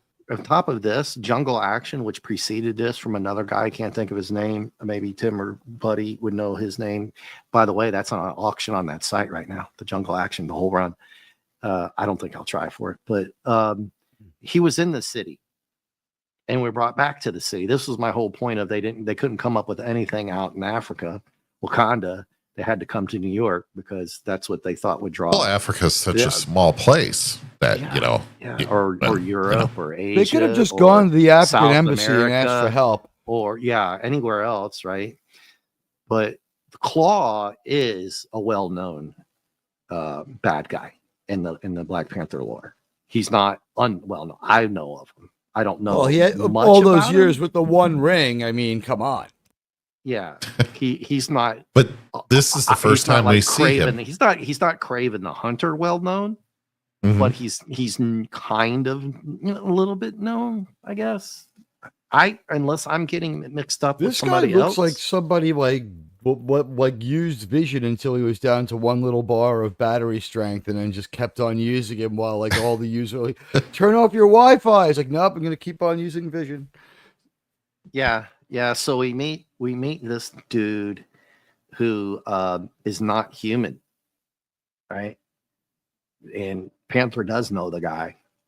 So, but all of a sudden, the guy's in a coma from before the sound wave. What happened to him? I forgot already. They blasted him with this sonic No, he was down vibrator rod. Wasn't he down and out already? They shot him. That's right. They They shot him. They freaking what's his name? Shot him with the 8-shooter. That's right. Yeah. I already forgot. Yeah, that's right. Okay, they shot him. So Panther picks him up, and there's a backstory here. So he collects him and takes him to the Avengers mansion, which he was never told in the comic where it was, if he would be welcome, and that they had a lab that they could take him to for study. But now we're just going to do it. We're just going to do it. We all know that. Yeah, we all know that he was an FF 52 and 53. They even mentioned 53 here somewhere along the line. And yes, they make a Warriors line. I hope I didn't miss it. Damn it, man. I think I might have missed it. They actually say one of the lines from the movie. And so they absolutely took that from these guys. I hope I didn't miss it. But anyway. So are we saying he intentionally let himself be mugged? Well, he was going to, just because he wanted to fight. He's that kind of guy. He just wanted to kick somebody's ass. So he was waiting for those guys to jump him. So not only did Panther intervene, he got him shot from intervening. instead of just letting them whip their ass, right? See what I mean? He intervened and then got the dude hurt. But apparently Claw's not a nice guy anyway. Captain America is dumb as a box of rocks. Here, the tests show no evidence of a wound, but Claw's body structure is so different. Pretty sure you're going to see a through and through. Just a hole. Well, they come up with this crazy thing about Claw, which is we get another character here who's made of solid energy. Why is Beast there? I don't know. Marvel just walks on. It's like, hey, everybody, what's going on? It's me, the Beast. Yep, pretty much. Is anybody can help with that? Why is Beast there? Fan service. Yeah, I think you're right. He might have been part of them in the past. He's just hanging out at the Fantastic Four Center or at the Avenger Center. Clobby or Mark could tell us more about it, or Nick will probably know why. Maybe he was part of them back in the day. I don't remember any of that. You know what this has all the markings of, honestly, is that Kirby and them have come to some kind of end. It wasn't a great end. This was more Kirby's thing than anybody else's. So they're like, again, speaking for Quabi, they told these artists that they had total job security and this was going on forever. Buy a house. And then in the back room, they're like, we need to swap out all the powers and throw Black Panther into the character fridge for a couple of years till we can bring him back with someone else. Yeah, and the whole reason they brought Kirby back was to do this run. You knew that, right, T? They hyped that up in BSG. In the original, they talked about how much that he's back. And they gave him full autonomy, and then he's gone before it's even over. I think the full autonomy didn't include full credit. Yeah.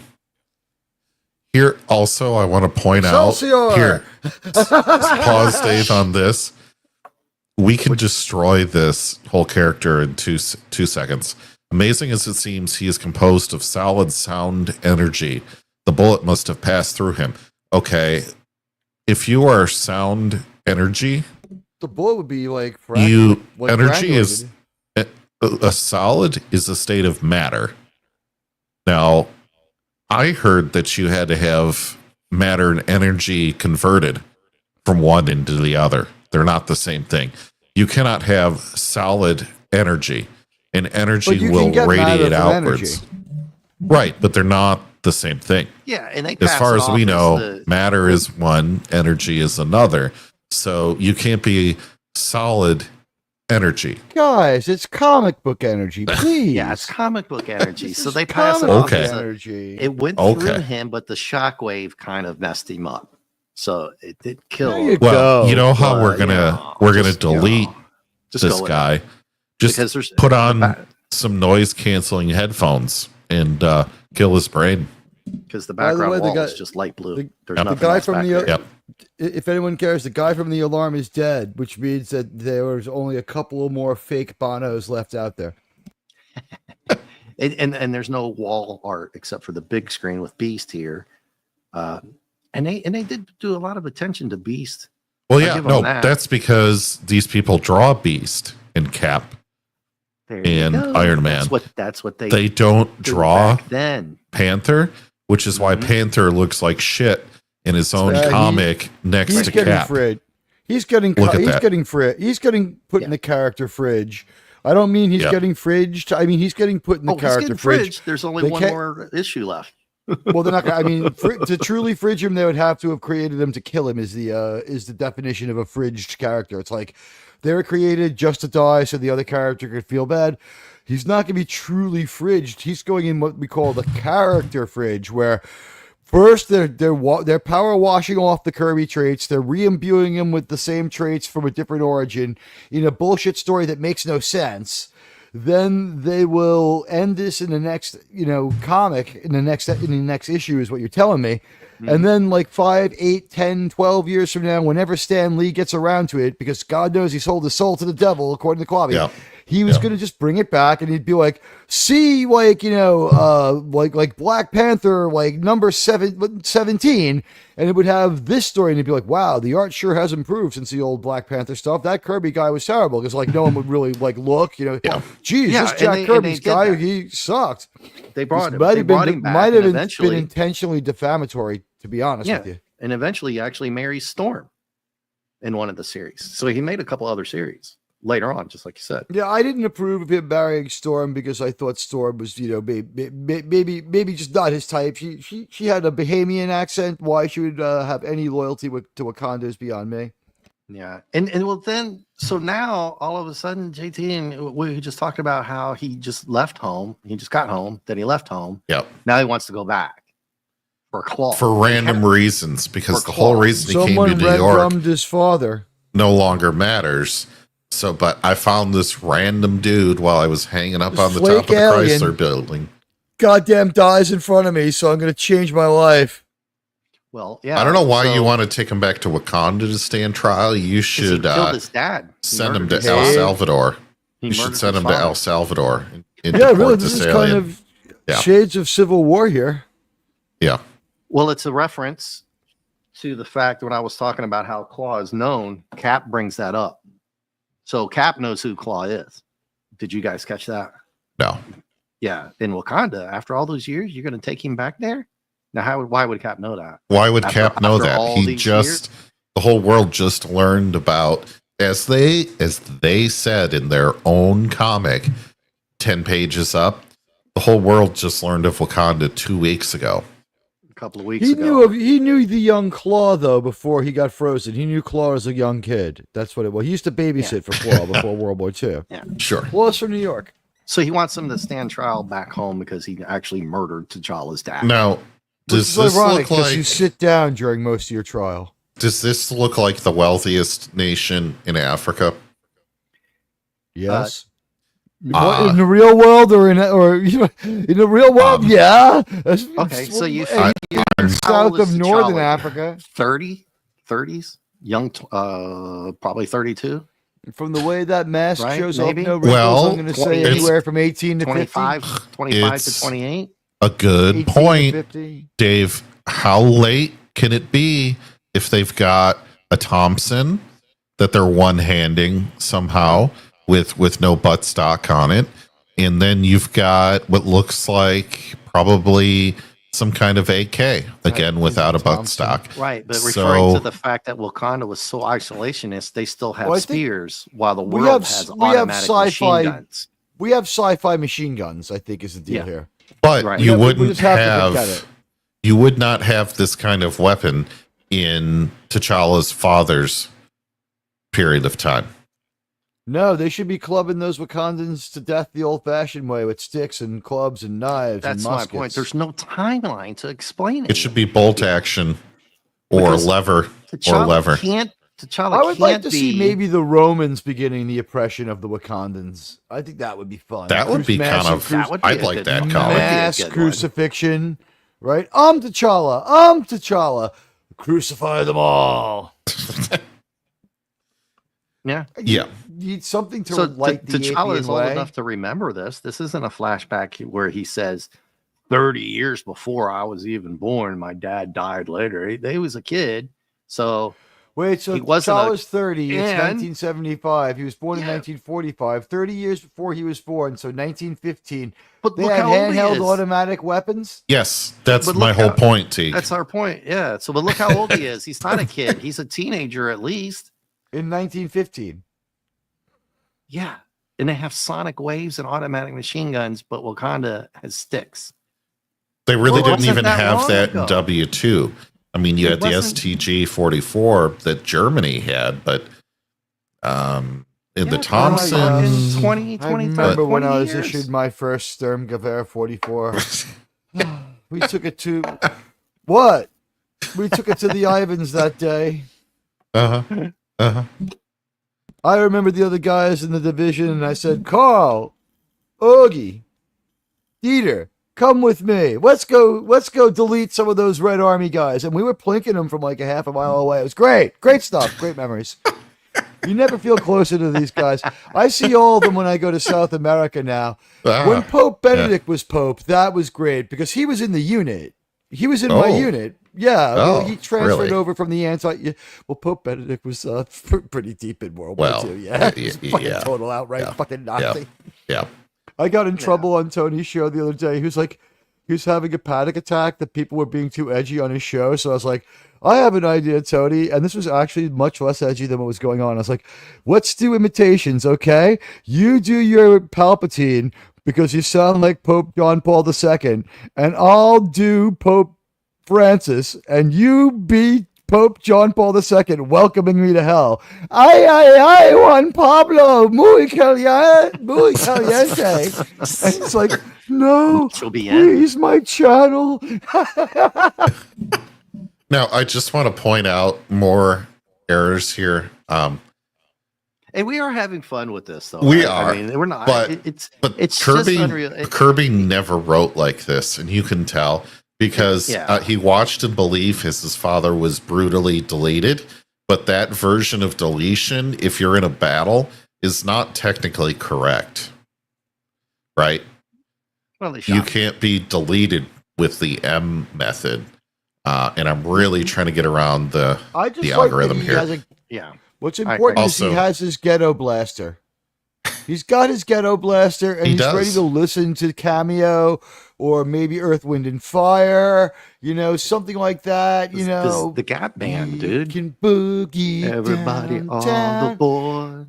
Now he admitted. That train. I recognize that after World War I, Wakanda was likely not a signatory to the Geneva Convention, but here he admits to a war crime in the middle. Right, yeah, he's deleting the prisoner who had surrendered to listen to the radio. Great, good for you. Good for you, great Panther. Representation. The black guy kills the other black guy to get his ghetto blaster. And he used it. And he zapped it. There you go. And here we That's go. the representation. Oh, look. By the way, that has verite to it.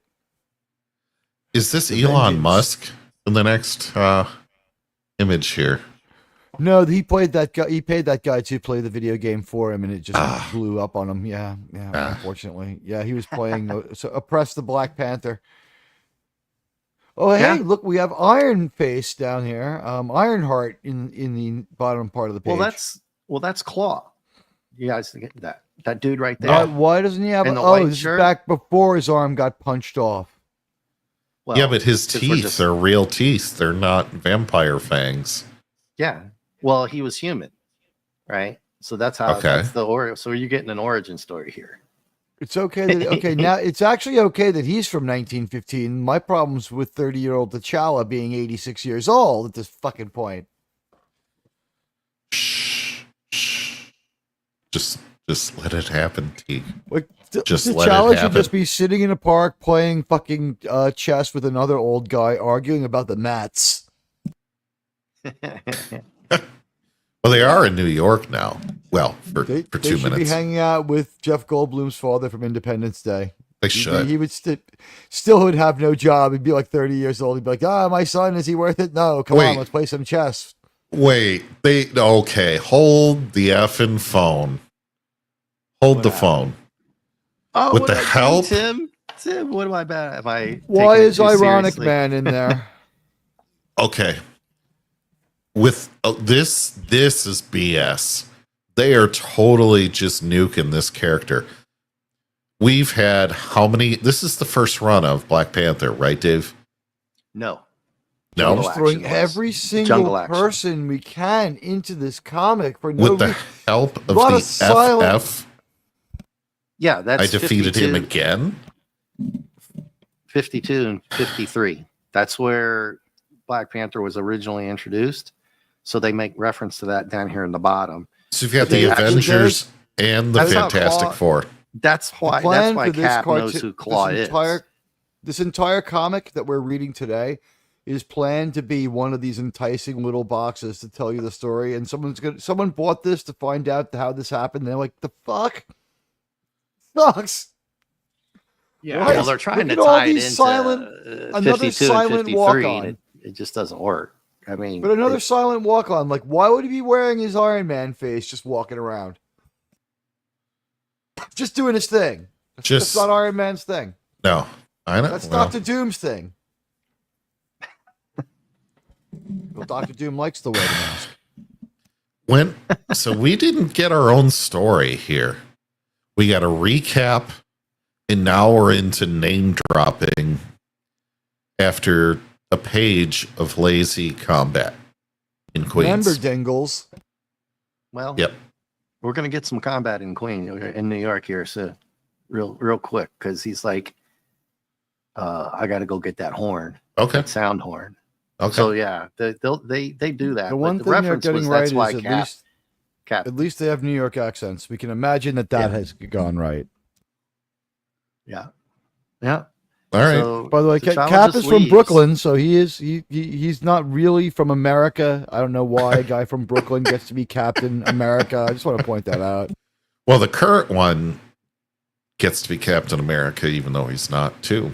So fuck Captain DEI hire. You know, if we put all of the superheroes on a bus, he would be in the very back of that bus. Oh. Because he was the first one on. Yes. And because he's the least important, he would be sitting next to, like, I don't know, who's the next most minimally important. Is he in the Harley single fucking seat? Quinn? Is he in the single seat next to the evac door? This guy here, Wendy. He is almost as unimportant to his pantheon as Harley Quinn is to hers. You scroll back up a little bit, Dave. Sorry, I didn't get to read. That's supposed to be the Queensboro Bridge. Look at that. It's got Meanwhile, the work. At the Uptown Port Authority bus terminal, midnight arrivals groggily attempt to orient themselves after a long day's travel and avoid all the bums. Look how clean it is. There's not in the 70s. No graffiti. Yeah. No crime. No hinky characters in the middle of the night. No police. Okay, I believe it. By the way, look at that bridge. In real life, if you could see what the Queensboro Bridge actually looks like and the Manhattan Bridge looks like, they have some beautiful spires and stuff on top. This is just like generic bridge 101. It's like we need a bridge that can be drawn with like using an index card as the straight edge because we're not getting rulers for this draw. We're just getting through this one.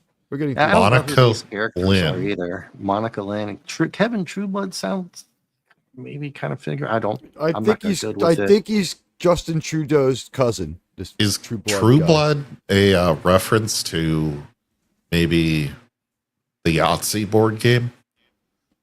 Don't know. I don't know. Okay. Yeah, and I guess they used the word portend and they used it wrong. Yeah, they used it wrong. Yeah, just what their coming portends for the. No, and it doesn't. Then all of a sudden, there's the portents of their arrival are unknown to all. Is the only way. If you really need to use that word, somebody was just like looking at the thesaurus and jamming the word in with no thought of usage. They needed a style guide in that writer's room as well. Only mime and derpaps, the man we call Winn-Dixie. He looks like shit. The man called Winn-Dixie. He got his costume from Winn-Dixie, his asymmetric. I'm Wendigo. Does he have to go flaunting what he is? I don't have anything against it. Soldier. Look, like somewhere between 5 to 10% of all people go this way, but does he have to be so like out there with his lifestyle? Flamboyant in the 70s. Yeah, I mean, what's that wind blowing through? Can you whistle Dixie through your ass? Wind Eagle.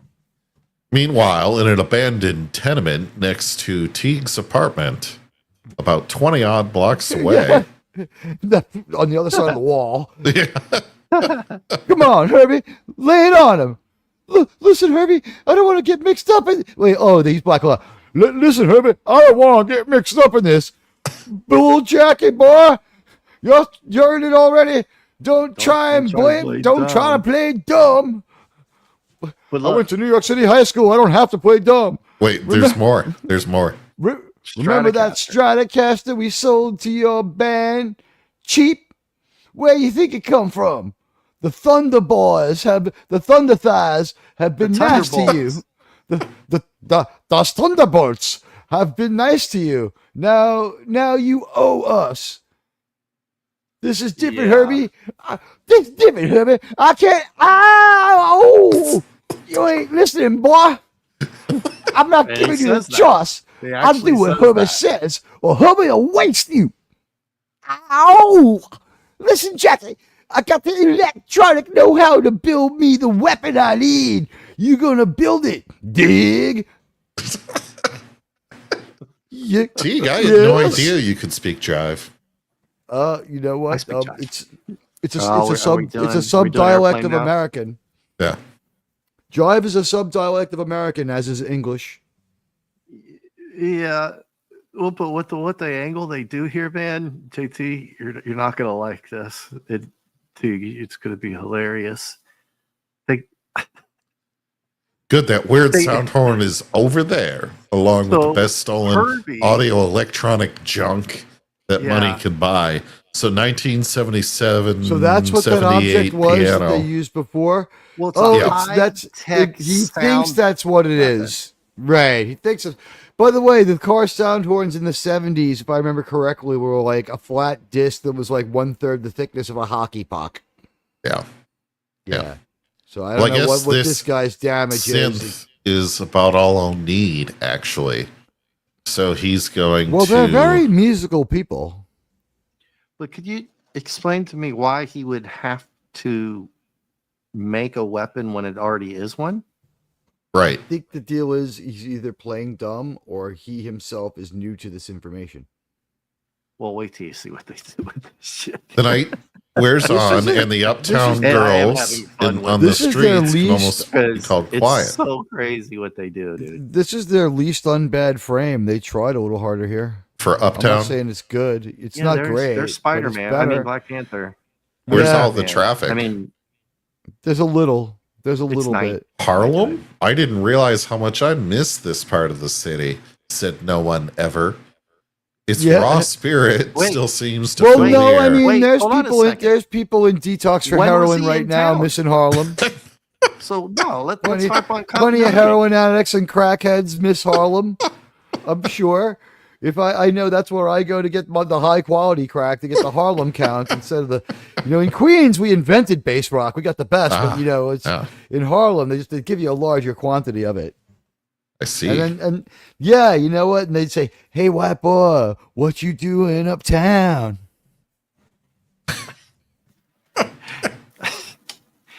Okay. So just a dirty more dead than alive. But guys, anybody explain to me how in the hell he missed any part of the city to begin with? Because his Manhattan is almost like a donut with a lagoon in the middle. I don't know what the fuck. He was able to look downtown over the river. Was he in New York City? Right. Do you see, chat? Now what I'm talking about? I'm having fun. But what the... Yeah, you're right. He has casual conversational knowledge of how to get around Manhattan. Oh, I missed this part of the city. When? Does he mean he missed it during his search? No, he was in Jungle Action. He came to town. That's why. But they can't. They're not going to say that. Steve's, Harlem. I didn't realize. Oh yeah, it's raw spirit seems to fill the air. That's called the smell of marijuana and crack. I'll just come to my apartment complex. Fucking idiot. Smell, It's a fucking idiot. It's abominable that groups like the Thunderbolts could choose only to deal in danger and despair. Daredevil and I fought them once, but shut up about all these. If I can walk down these fucking streets unarmed, I'm supposed to be impressed that you can do it with a. Did you catch that? That's a third time. If I can walk down these streets unarmed to buy drugs, what does I'm supposed to be impressed this fucking freak can do it in a superhero suit? It's like, and I'm white, I would point out. This is not the very good part of town for a white boy to be walking around in. Up on Lexington and 125th Street.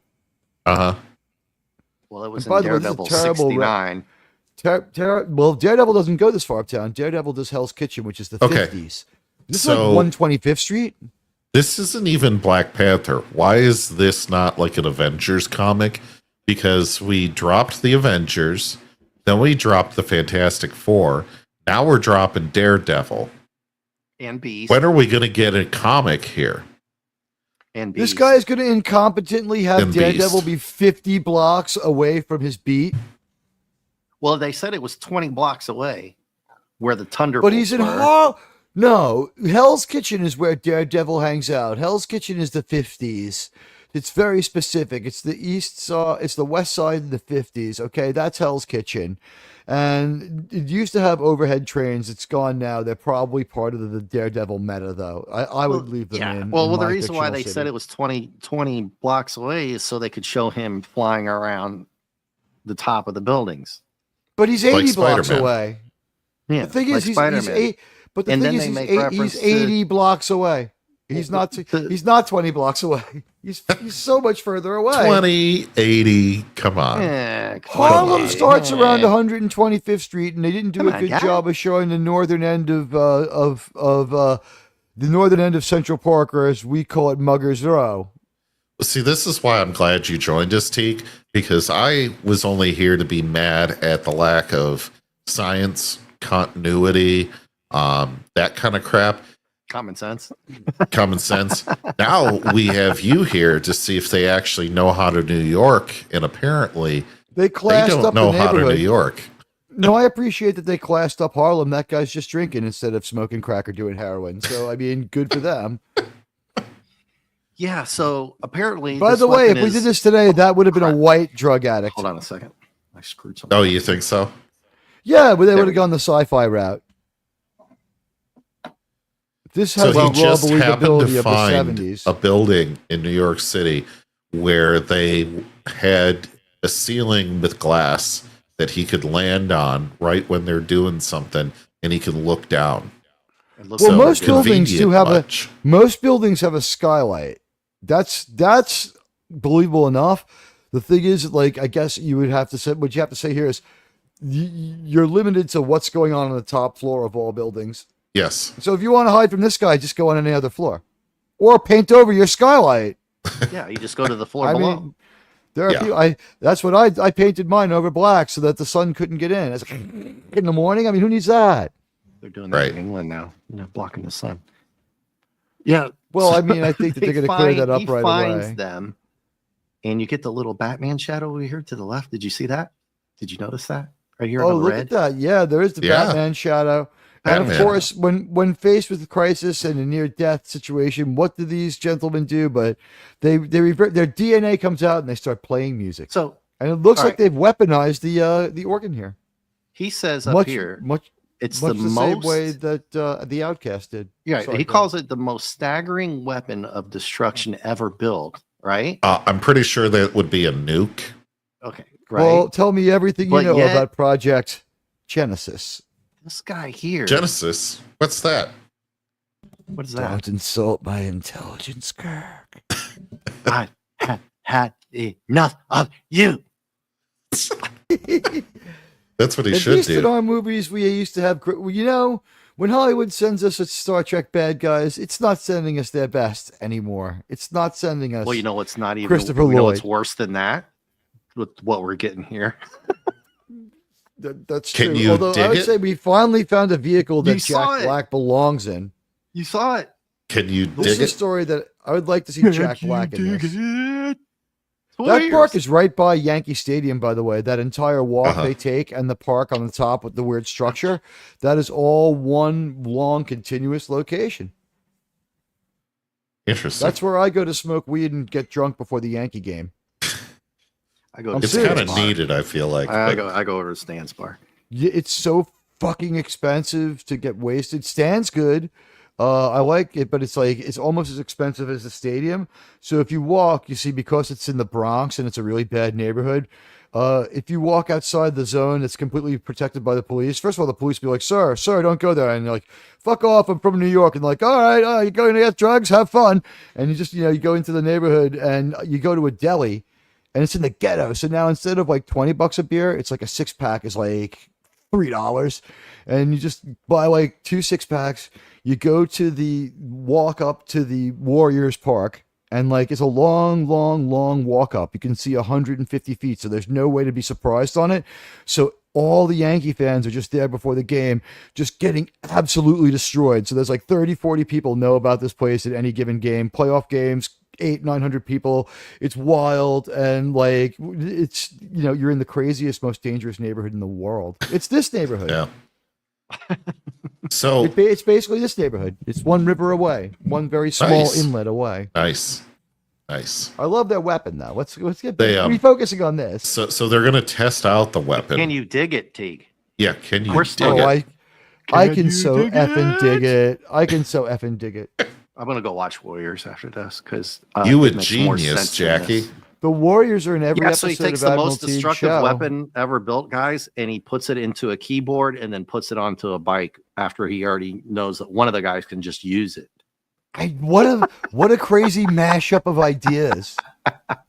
That is pretty insane. So, and they did What that a crazy mashup. You know what? and This they comic did book that. is now getting better by mistake. You know what? At the extreme, you know what, Dave? See, at the extremes, things are much 20 the same. minutes. But he did that all within. He took that thing know, apart, they say morphed this it into a keyboard, and then tied it on with some zip ties to a motorbike. I think they definitely welded it. You know what? I'm going to say right now, they say this about politics at the extremes. Things are very much the same, but like that might be true of literature. This is so bad that it's becoming quality by mistake. That is such a great batshit insane idea. It's like we had a pretty badass ghetto blaster weapon. Then like we sort of perceived the idea of the Transformers and like strapped it to a motorcycle, and we put a keyboard on it just to make. I mean, these are two things that need hand control. What are you going to grow an extra set of arms? Well, who knows? Who's this designed for? Shiva? Here comes it gets young more fun. It gets funner. You can't imagine the power you're playing with. Now think of young fool. You can't imagine the power you'd be playing with. How far do you have to fall to be able to say that whole sentence? Well, he's good at talking trash, at least. I was wrong. I'm sorry. He would have an African. He would have an African accent, though. He would have a heavy Kenyan accent, like young Barack Obama. Oh crap! Hold on. I hit commercial break. Hold on. Brought to you by Admiral Teague. Oh, we have to restart it. Guys, you're just no. It should be right there. It saves our progress. Right there. It is. There we go. Yeah, I saved it. The Adventures of Minority Man. He is wordy mother. Minority Man is more wordy than me. He should be a YouTuber. He never stops talking. Spider-Man at least shuts up and attacks once in a while. This guy is hilarious. They're hardened criminals with switchblades, 8 shooters. They find the most powerful weapon ever devised. I can't let him catch me. It would kill my parents to know I'm mixed up with the Thunderbolts. I'm glad that as a criminal. Shirt.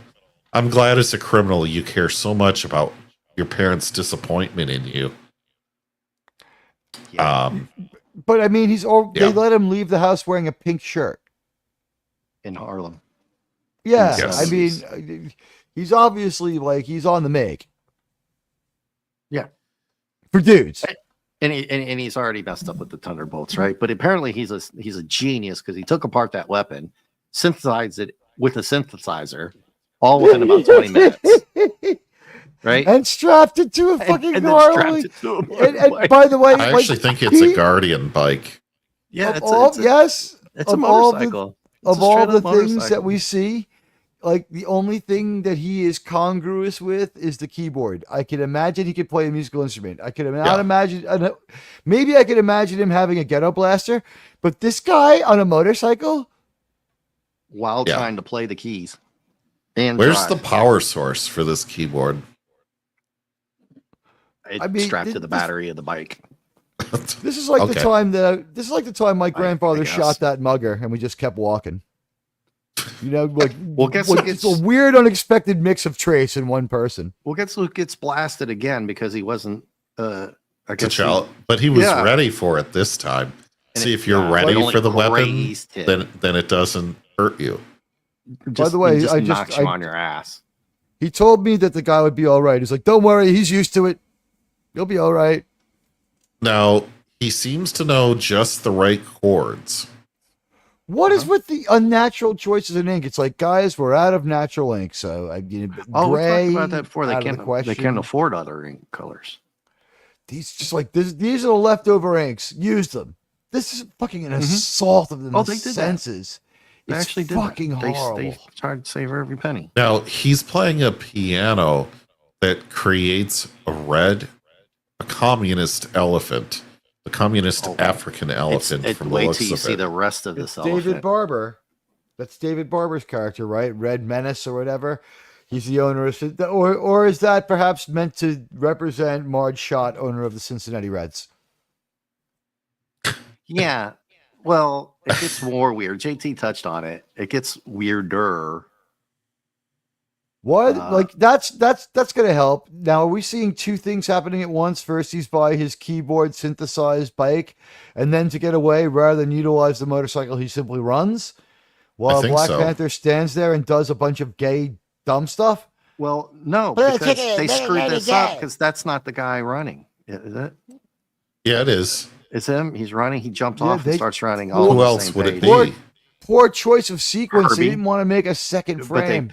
They made him give him a wearing different Herbie's color shirt. Yeah, it's too hard to tell. It's the wrong guy. You can put 4 ink colors in this and only 4 ink colors. The sky and the keyboard are the same. The sky, the keyboard, and the jeans are the same blue. They're trying to say that Claw somehow or another is influencing, has some kind of psychic ability now as well. Well, he's a white man, so he's probably quite resourceful. I bet he can pull it off. Yeah, he's laid up at the Avengers Mansion, and now he's supernaturally affecting this kid. Also, why not? Box. These guys are some pretty bad criminals. They don't even know how to have their box pointed with the arrow up. Exactly. You saw that? I did. I saw that. Yeah, this side up. You know what? When they fence that TV to somebody, it's going to be a wreck. Yeah. Yep. Especially those Catholic ray tubes back then. I prefer the Protestant ray tubes to the Catholic ray tubes. Protestant ray tubes work a little harder. They have a Protestant work. They have a Protestant work tube ethic. So he's animated the thing. So playing a keyboard with a noisemaker attached can apparently generate an entire elephant and animate it with a consciousness. But sooner or later, the beast will tear the building down. Wait, it has its own consciousness, or he doesn't control it. He generates these monsters. Yes, it just generated All this monster. right, now that we know the rules of the monster maker, I mean, I'm okay. That at least makes sense. He knows he's not personally going to be hurt, but he's so worried about New York real estate. Maybe he should talk to a builder, an investor in New York around this time in the 70s.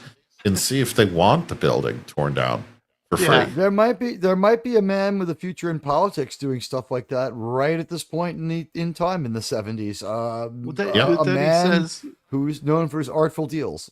Yeah, he says a bigly man. Thing. Yes, this is the continuity stuff that absolutely at this point is just kind of hilarious. He says, "How do I defeat a creature made of solid sound? Did we not establish that when Claw got shot?" Why lured out of the tenement? I mean, it's condemned anyway. Oh, that's right. He doesn't carry guns.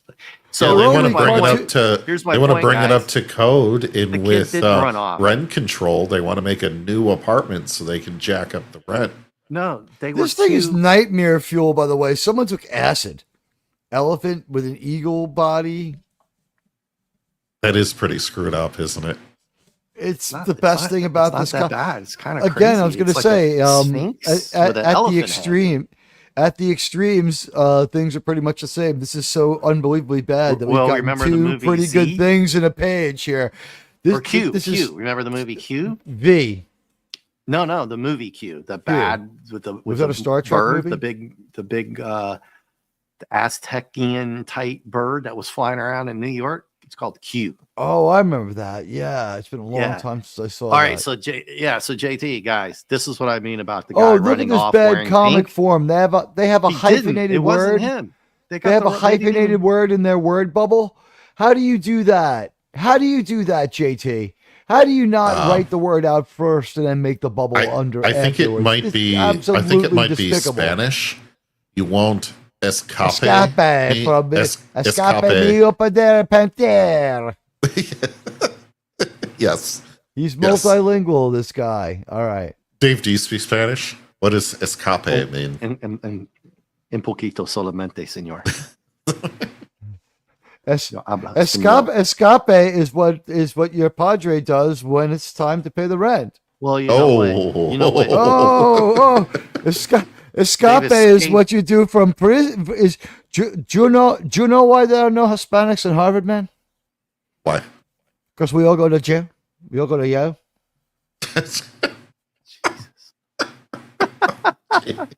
You know what else escapes? Do you know what I mean? Do you know what I mean, man? We all go to Yale. These guys don't give a shit about. I did a 4-year bit of So no, we're loving the fucking nightmare fuel fucking drug. I mean, it's bringing us back to college. This drug Dave, thing. this is terrifying. What the hell?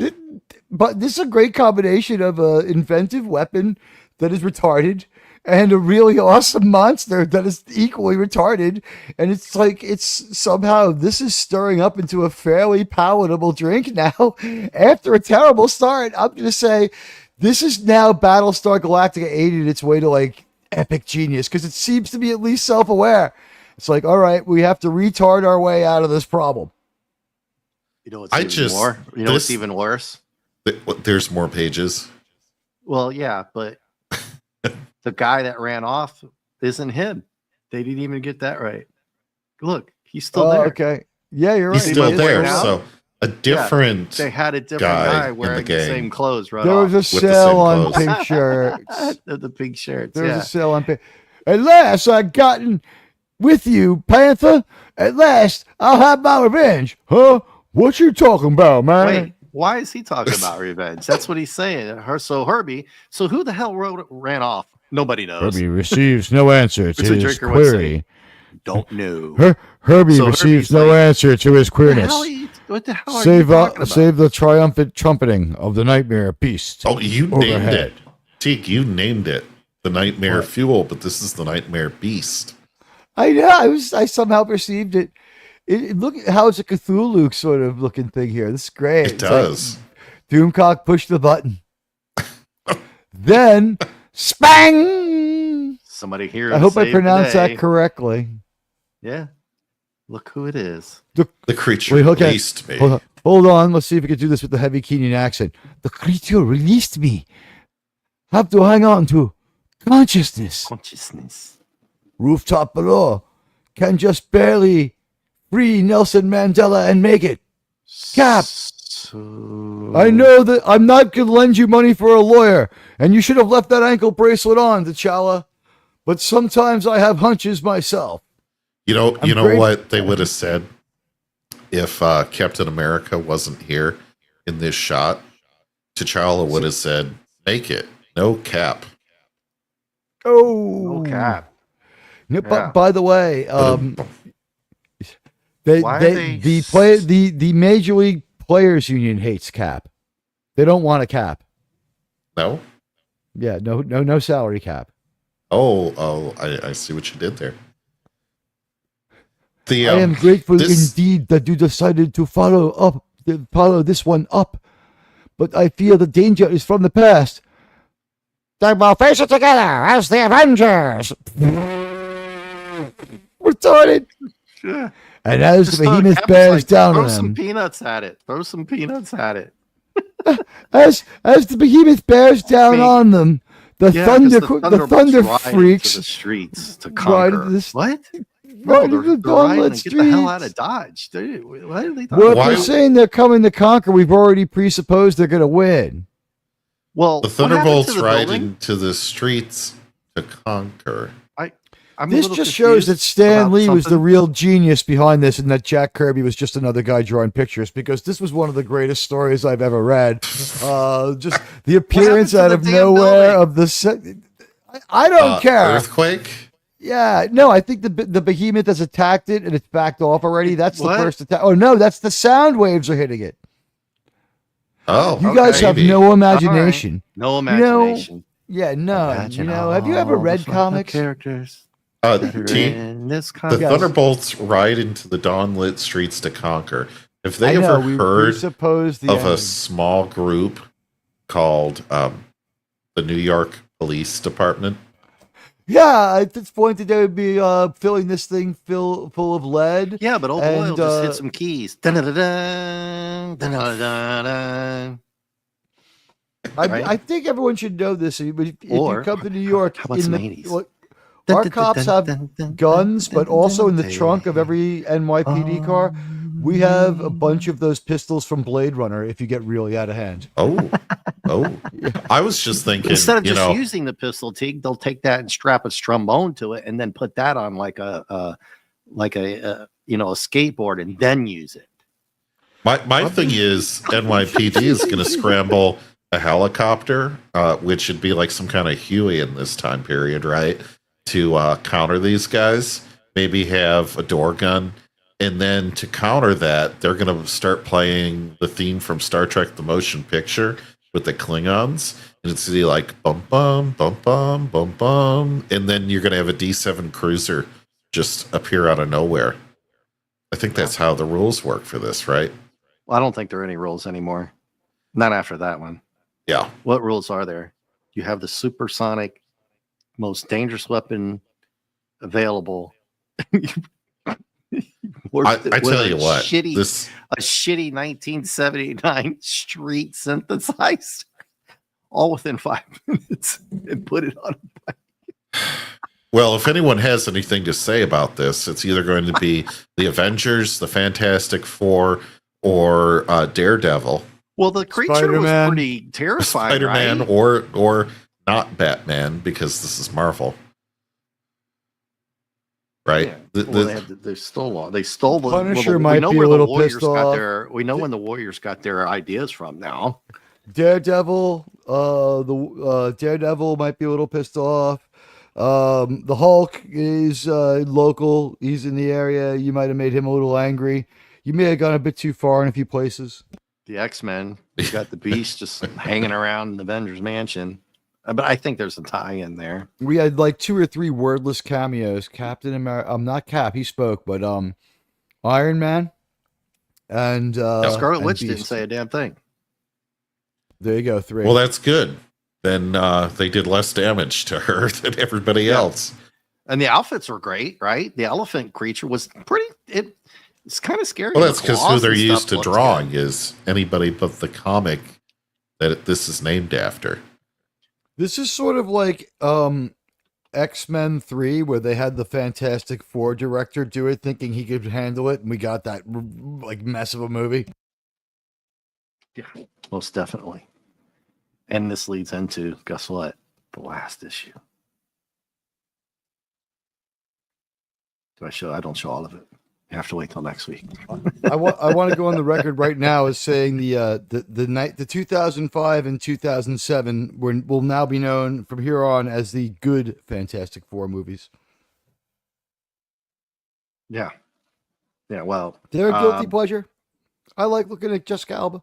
Don't know what I'm hearing about this. Well, don't know if I want to go see the Superman now after hearing a lot of what's going on. Superman looks like I think we lost all hope for Fantastic Four and Superman this week. I'm not seeing Fantastic Four. I already decided. Woo! That looks reverse interesting. I hear I'm going to get a member berry of it tomorrow at Thunderbolts. Thunderbolts. I can't believe that I'm going to see Thunderbolts. At least today I saw Revenge of the Sith, a good movie. Thunderbolts kind of remind me of the Marvel version of the Packlets. It seems to me like there was some kind of Suicide Squad. Ooh, I don't even know. They need to stop making movies for about 5-6 years. Well, they can't make any money without doing comic book or redoing any kind of comic book character. If you like on Sunday Night Geekery, Mark will pull up every now and then the top 10 or the top 15, and if it's the top 10, 7 or 8 of them are all cartoon superhero type related or reboots of something else. There's only 2 or 3 like Sinners, but that's a fantasy, right? That's about vampires, right? So there you go. Isn't that the best one coming out there right now? Right? No?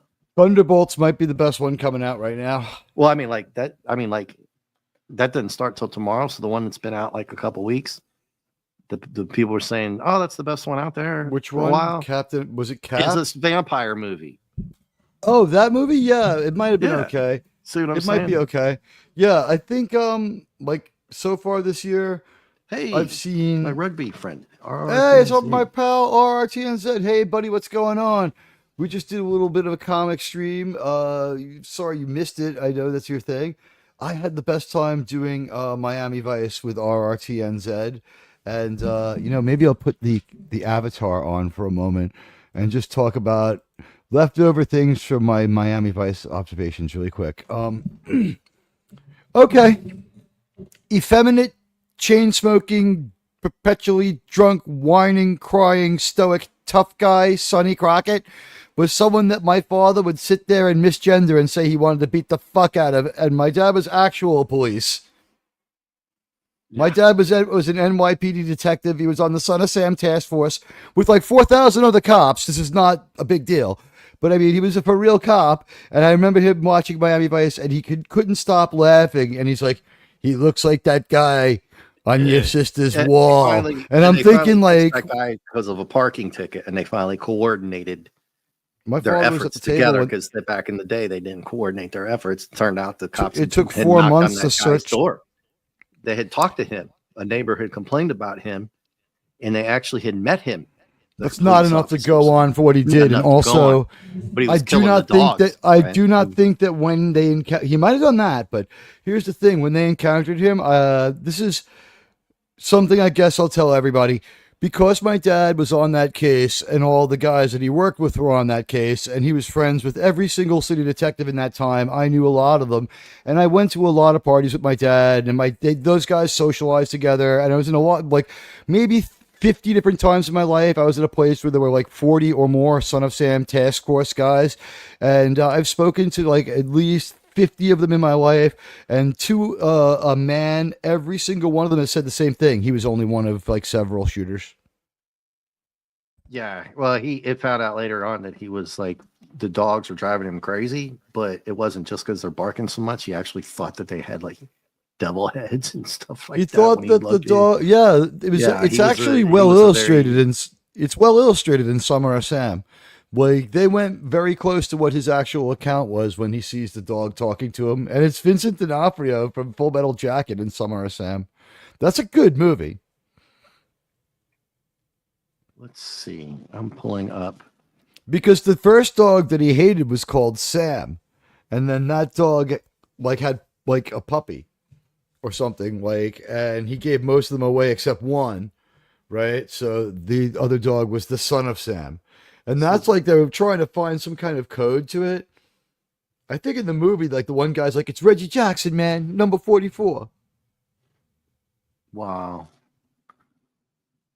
So the top movies, according to this IMDb thing, is Sinners, right? Vampire movie. Star Wars. Yeah, a re-release. Sinners is sci-fi. Right? Sinners might get bigger. Sinners might get bigger because I might go see it.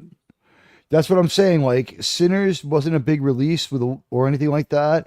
And I don't think anyone thought, like, maybe it's only in the last few months that people said, probably these movies are going to tank with Snow White and everything else. Like, maybe there's an opportunity here. So it seems like Sinners might have the opportunity to do like the best thing you can without having to advertise, sit in movie theaters making money, getting word of mouth to make more money. Like, this is one that could have no drop off for like 3 weeks. Just stay at a decent level for like 3-4 weeks. Yeah. Yeah, so The Accountant 2, but The That Accountant was a good fucking movie. Yeah. Accountant 2 is a good movie. You'll like it. Oh, I'll wait for that to come out. What is That's this? a sequel to the original Accountant from years Yeah. ago, I guess now. Yes. Just looking at to see what And types we of have movies Ben's are the top sequel movies. face, but it's a really, I enjoyed the hell out of The Accountant too. Okay. It was really fun. It was a good movie with good fight scenes. John Barenthal from Walking Dead is in it. He's great. They play off each other well. He's sort of like Rain Man the Sniper. Ben Affleck's character is Rain Man the Sniper. What's this, All buddy, theaters are talking dropping the about Minecraft because of all the mess people are making in the theaters. I saw some crazy shit from Japan with people throwing like chicken wings in the air and What's the and mess like with that? I saw a video of a theater that was an it's absolute all being done. trashed. Yeah, it was crazy. It was like Rocky Horror on fucking steroids. So now that's going to be this generation's Rocky Horror is the Minecraft movie because it's so bad. People went to see it. That explains a few things and that renews my faith in humanity. If people only went to see the Minecraft movie again because it was so fucking bad that they was like I have to take acid and see this movie again. But that's like I want to take acid and see this movie again level of success this day and age. I didn't know it was like Oh, that going on. Buddy saw Revenge of the Sith too. I saw it on Thursday. I saw it the day it came out, and I saw it again tonight. The first and last shows. I watched it at home, and it wasn't as bad as I remembered it being. Not that it was terrible. I'm just saying, like when I very first saw it in theaters, I didn't enjoy it. If you took a JT, double feature, you're breaking my heart. I know you love it, Teague. I know you do. You're going down a path that I can't follow. Well, I already he quoted has the high Palpatine ground. today He's got before the the show. Just leave it alone. Yeah. You know what? Yeah. I gotta say, I was just absolutely swept away, and this time I was able to spot the Millennium Falcon. I saw it. I finally saw it. I saw it. It's right when the Airbus with Anakin and Obi-Wan lands to talk to Jimmy Smits. And what's up with the Princess Leia fucking comics? Has anyone seen the covers of these fucking things? Apparently, Princess Leia has like caught Latinoism from Jimmy Smits. If you look at the covers of the comics, is it called Leia? I think it's just called Leia, or did they do? I think it's just called. Can you bring Leia. one up? Yeah, they're new. They're new. They're Disney related comics. They're new. And she looks not all the time, but like about half the time, she looks pretty Latino, especially in the late ones.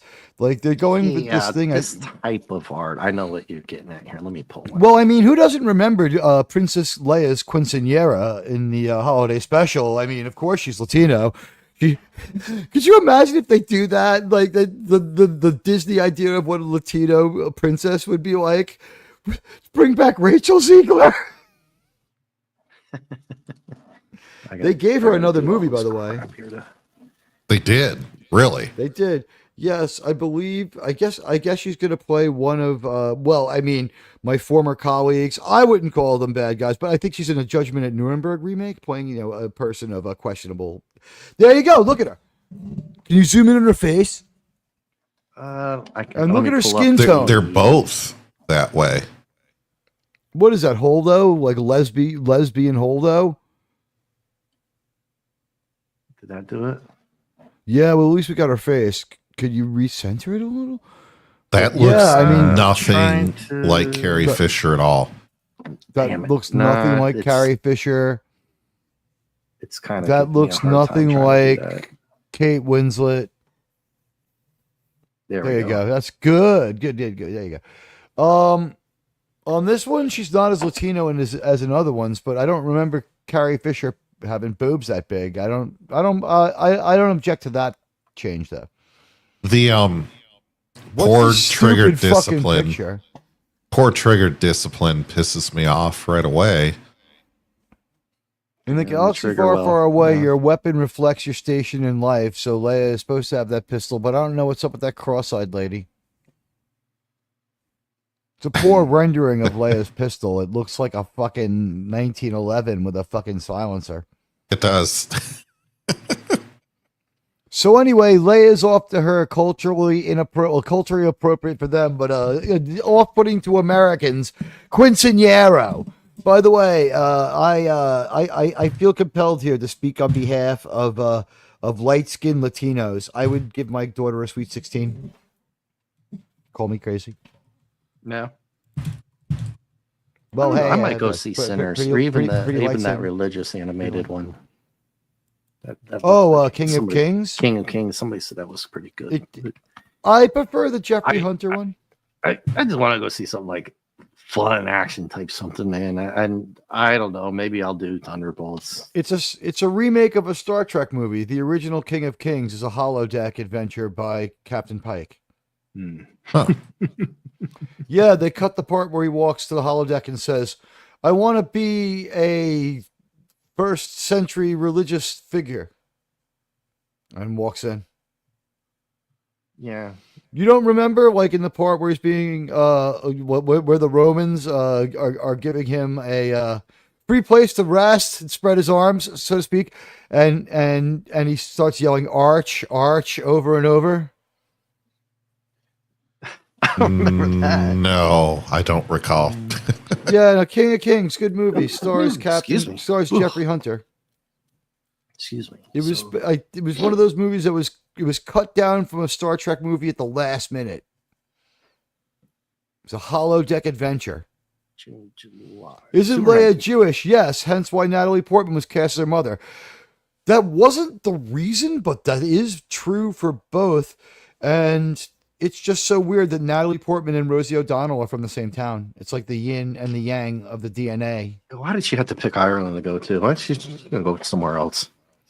Yeah, it's a little cruel to one the country Irish to ruin people. Another country. It's a little cruel to the Irish people. How long before she takes exception to their government? Oh, wait, a long time. I just saw how their she's already been. She's already been bitching over there.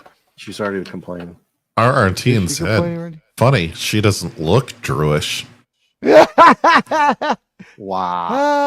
Nice.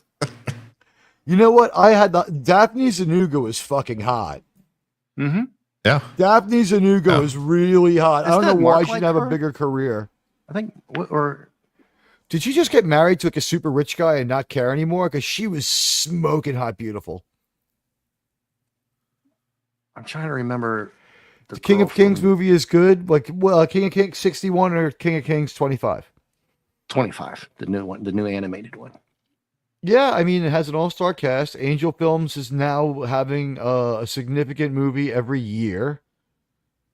This is good for them. They're the same and their people cause. that did that Jim Caviezel movie. What I say here, that the Jim Caviezel movie where he's a hero law enforcement man. Yes. What is the name of? It's called Jim Caviezel and the Temple of Doom. That basically spells out the plot well enough. Yeah. Yeah, it's the same people that did this one. Yeah. Well, they did the producers, right? Obviously, this one's animated, but yeah, it's probably pretty good. It looks good. Yeah. They have they got a British guy. All British people have good speaking voices. Yeah, well, Hollywood's trying to dig their claws into Takashi Yamazaki, and I'm like, man, don't do it. So he's in the works supposedly now of redo a part 2 of Godzilla -1, and I'm hoping he just does his. What is this one going to be called? Godzilla 0? Yeah. Well, the biggest thing will be who's the villain going to be, right? Because what's funny is one. Think of the name possibilities. Think of the name possibilities. Godzilla -1 part 2. Yeah, it would be great. It sounds crazy though. Godzilla -1.5. Well, yeah, -0, Godzilla 0. They'll fight an ice monster, and it'll be Godzilla -0 or -1. I think the next one should be called Humans +1. How about that one? -12. It should be called Humans +1 because we beat Godzilla at the end of the last movie. So it is called -1. Jeez. Ugh. I mean, they're Japanese, but I think that still counts, right? Yeah, I don't want Hollywood or any of them putting their claws into him at all. But you know, they're need trying to cut the budget. Collaborations and all this. They need to cut the budget. They had too much money for the last one. We don't want them to have a growing budget like a Hollywood movie. Make them do it for even less. If they want to do other movies with them, whatever. Go make they your better money, do dude. it. They got to pay don't us. Fuck with the Godzilla. Let him do his own thing. They don't need to be messing with it. Right, buddy? Well, I mean, right, what would be cool would be Godzilla know. versus Godzilla. Could you imagine legendary Godzilla versus -0 Godzilla? Well, yeah, buddy's like, right. The biggest thing will be who what's he gonna do? He's got to have a monster villain, kaiju villain, because he didn't have one in -1. So they got to come up with something. And well, it's somebody not brought like up, you buddy, can't check buy this the shit rights. out. The Gamera rights are being crossover, sold. but it would be too hokey, right? There was Oh wait, never these a are the Gamera original fight. right holders. They don't have to worry about this shit. Yeah, he can do whatever he wants. That's the great part about it. That's why I don't want why him don't we have dealing the with stupid? Hollywood. Why don't we have the Thank you, stupid buddy. There fucking you go. turtle monster?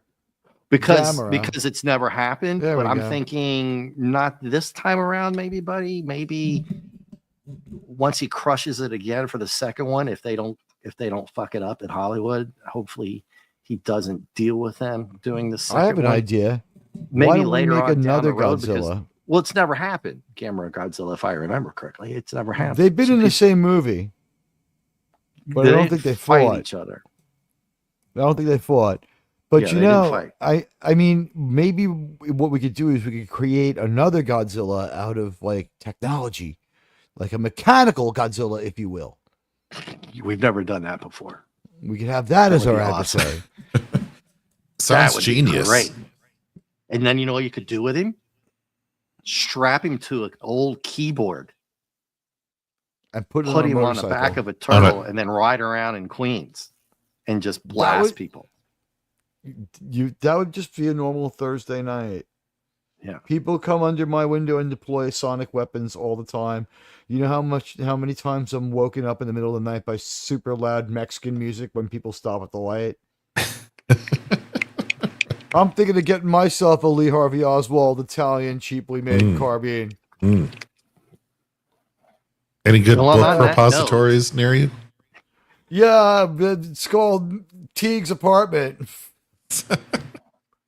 That's the name of my internet. That's the name of my Wi-Fi code. Book depository building. Everyone else has a variation of NYPD police van. Yeah. The fun thing is setting your phone's hotspot to Starbucks free public Wi-Fi.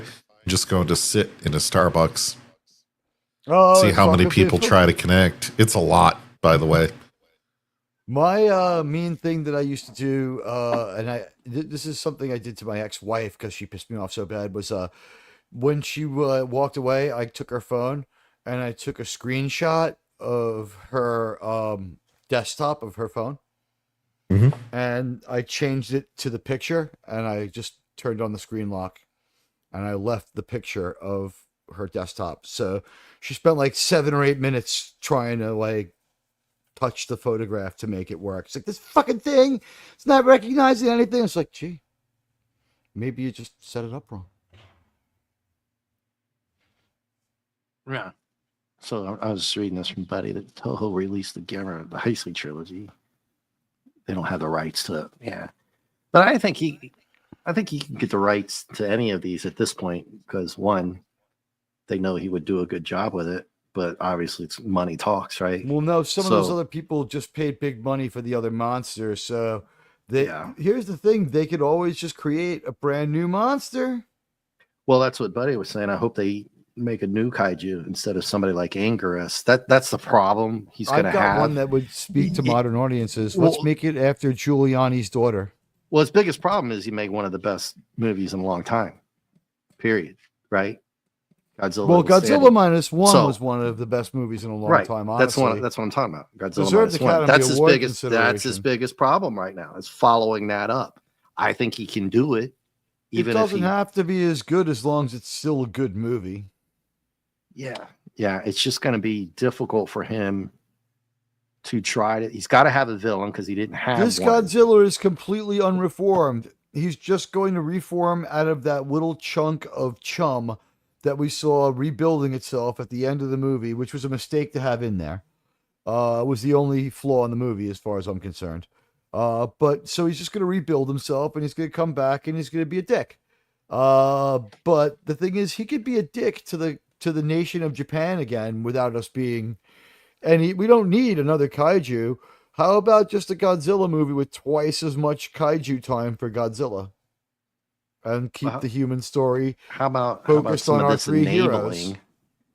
There is a Mecha Godzilla skin kaiju. Hopefully, I can get this up.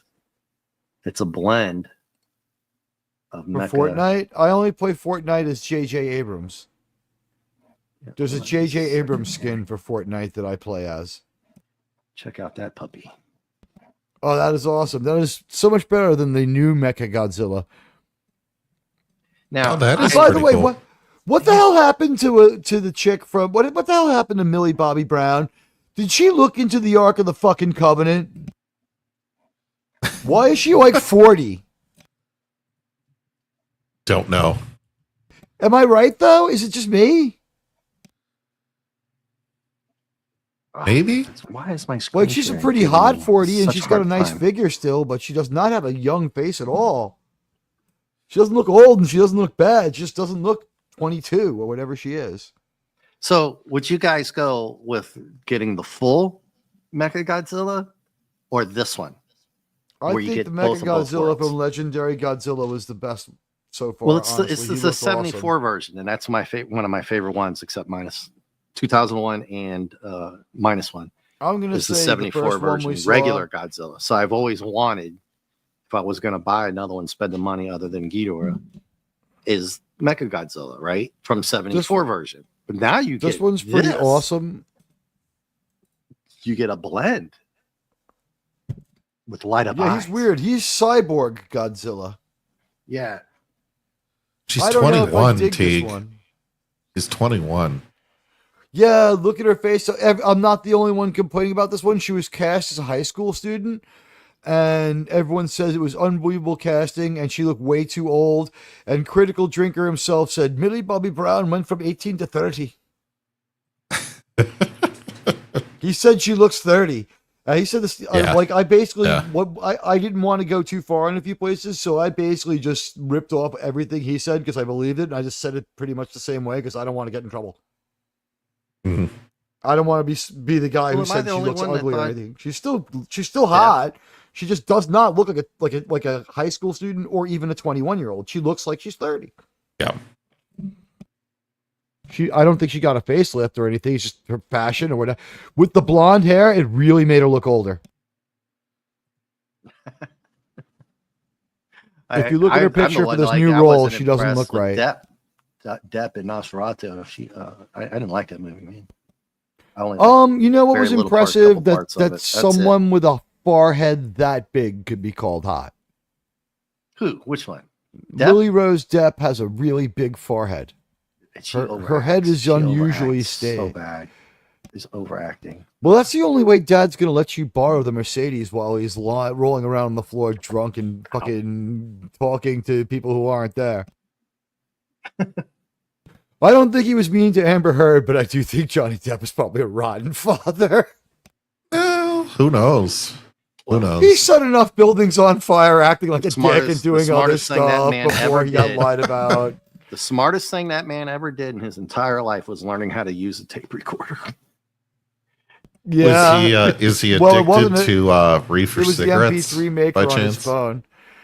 There's nothing wrong with him being addicted to reefer cigarettes, and I'm glad that he is, because I think when he was acting like a dick is because he was addicted to fucking idiot juice booze, and he was just You didn't see the picture backstage, did you? Oh, let me look. Anyway. Okay, I'll look. Oh, it's hilarious. Give me a moment on this one. Yeah. Let's see. It's been a while since I used that one. Yeah. No, that's the wrong one. Wait, I want to see what I want to see. Here, maybe. Oh, I've seen this picture before. You've seen that picture before? Jeez, I'm not I've seen it before. It's been memed a few times. Okay. But But anyway, it's I'm safe. gonna roll out here, guys. So yeah, let's wrap roll this up. JT needs to get Okay, out of this here. comic book was bad. 2.5. What do you got? This comic book was kind of bad. Yeah, it made it I just thought fun I'd toward give my the final end. thoughts. Yeah, It was thanks for fun. being here. Oh, hey, cracking jokes about bad comic books is my thing now. Yeah, it's just so ridiculous at the end, though. It actually got hilarious. I think who was it? Tim was Well, unlike some comic book. I agree. Unlike some comic book reviewers, I don't pretend that I can actually draw comics myself. Neither do I. I can't draw a straight line. But common sense, though, man. When they go off the deep end, man, they go off the deep end, and it's like, wow. That seemed like a rapid cleanup. They're like, we want this wrapped up in 2 issues. That's about how much we need. Something figured into that, like we can't get out of the contract with the printing people anyway till we do 2 more. They would have been perfectly willing to do a 1 issue like cliffhanger. They were fast forwarding, cutting short, and clipping off plot lines. He was stripped of and re-imbued with his traits in a new way so that he couldn't be traced back to the original creator. That was all just copyright protection and lawsuit avoidance, that entire story. They tried to tie it to Shin Godzilla. I think they should have just left it out. Now, Shin Godzilla, if we connected it to Shin Godzilla, we would have a Godzilla 3-legged race, which is a movie I would go to see again. The Godzilla 3-legged race, that'd be great. Yeah, it'll be interesting to see what he's going to do, man. Godzilla less than zero. Oh, yeah, it's a great. I love that. I had that soundtrack when I was young, and it was pretty darn good. The Rain Man soundtrack might have been better, but yes, I had the Less Than Zero soundtrack, and that was one messed up movie. I was just like, Robert Downey Jr.'s digestive system is filled from end to end with tapioca pudding. He is such a freaking flamer in this. Like, all he wants to do is smoke coke and smoke other things. Winning. Yeah. I know it's a different. Nice. It's just. You know what? Yeah, Charlie Sheen never sank to those depths. He's just like, I've got plenty of money. I'm just going to do more drugs. That's why he never came out. Blood. That's how he got so crazy before anyone caught him. He's like, he never had to do anything crazy to get drugs. Like, drive to the bad part of town and buy drugs. Why don't you do it? Here's $20,000. How great was Hasselhoff? Oh, Hasselhoff cheeseburger on the floor. Oh, yeah. The Hasselhoff cheeseburger was. I think that to all of us is a moment where we realize that we drink for a reason, and it's to get that wasted. Yeah. And he was everything we always wanted to be when we opened up that bottle of whiskey for the very first time. It was absolutely where I wanted to be as a person. I admired him then. Yeah. And I didn't feel bad for his daughter because she was like 30. Well, JT, what's your I know you got to get out of here. So what's your thing on this comic? Did you save it at the end because it was ridiculous, or are you sticking with the This whole comic book run was riding like A- for me all the way up until Kirby left. And I did not like what happened last week, but at least it was a comic book about the Black Panther. This is a bunch of crap, and I almost think they wrote this in bad faith. I can't prove it, but if you had asked me what percentage, I would say probably 65, 70%. This whole thing was written in bad faith. They wanted to destroy this character on him? Yeah, destroy this run. Because why Or else? just done to meet a deadline without thinking at all. Because there's so many frames of meaninglessness. Sure, there's other theories, and that's a good one, Teague, as well, about why they would do this. But when you have a comic that's rehashing for the first quarter, the next 2/3 to the remainder of the book is dropping the Avengers, dropping the Fantastic Four, dropping Daredevil, dropping X-Men. A villain that you haven't seen since another comic run. What are you doing? You're not telling a story at all. We all know that there was no story here. This was all member berries of just turds.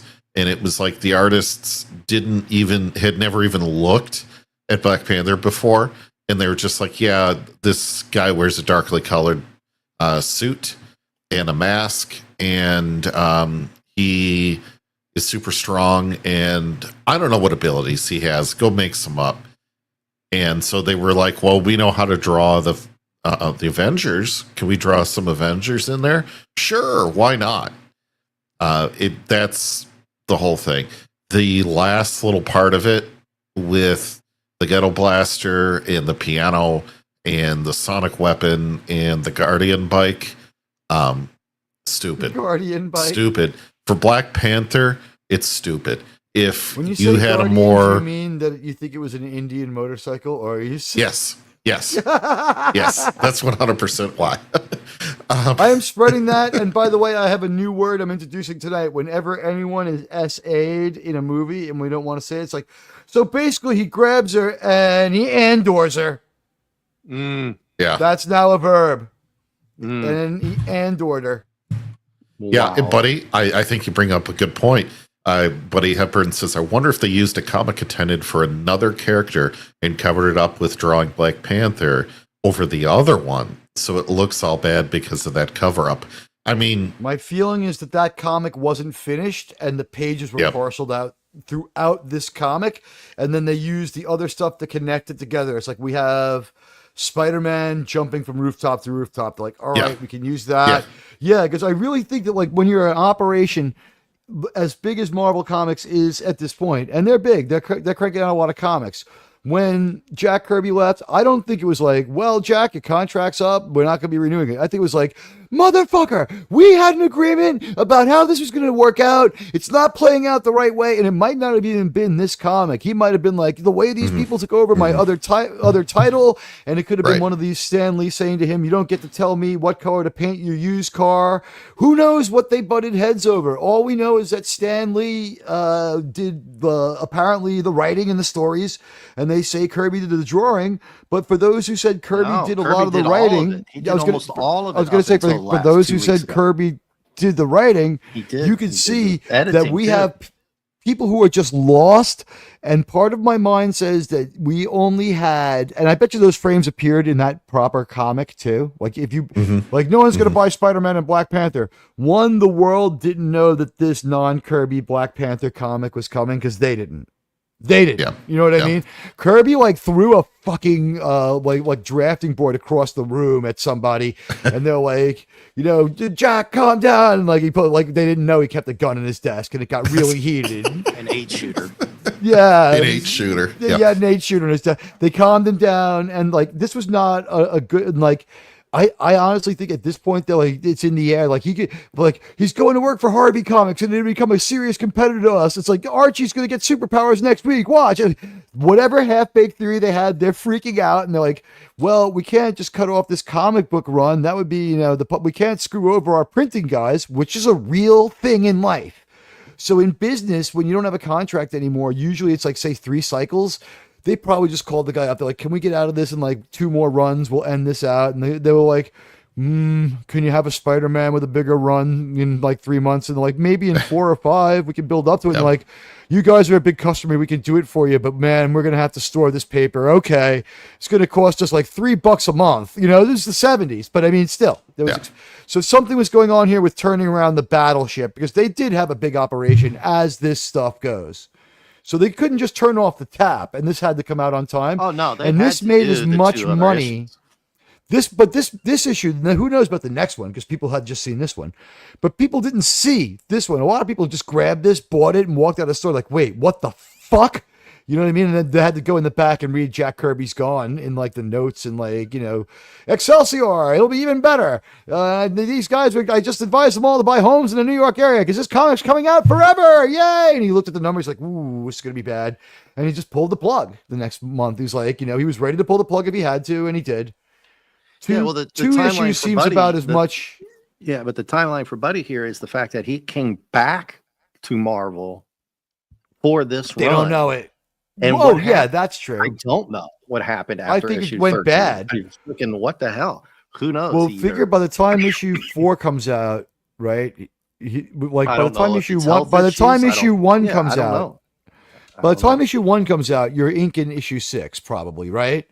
You're like you're blowing through this. You want to have a little time for leeway. There's and, usually, but this is every other month. Teague, this is an every other month comic, though. He's a hard-working illustrator, though. He's doing a lot of stuff. But like you said, he came back yeah. just to do this. Yes. I guess he's got because Stanley promoted it. So you know what's going on is because he's coming back only to do this means that he wasn't coming back to do other things, and that's probably the collateral argument. He was like, probably no, we're not keeping you on.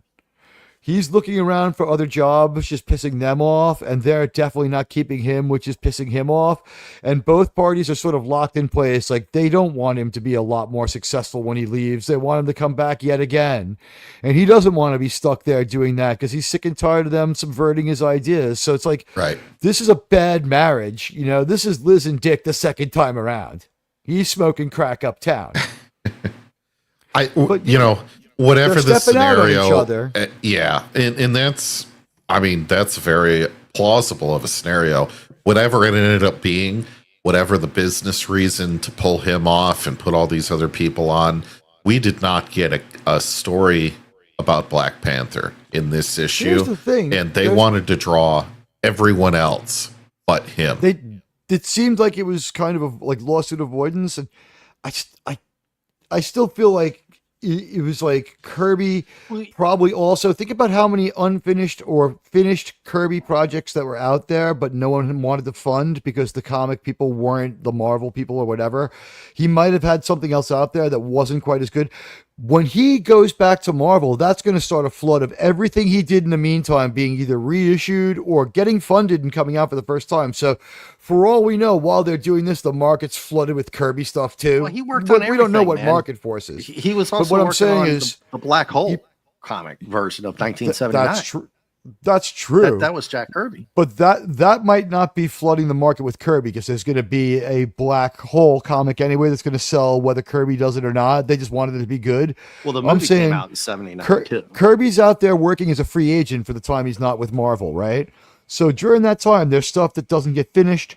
There's stuff that gets finished and not funded. We all know about that. Yes, we do. And what happens is he goes back to Marvel, and now Kirby has. And they don't even finish that though.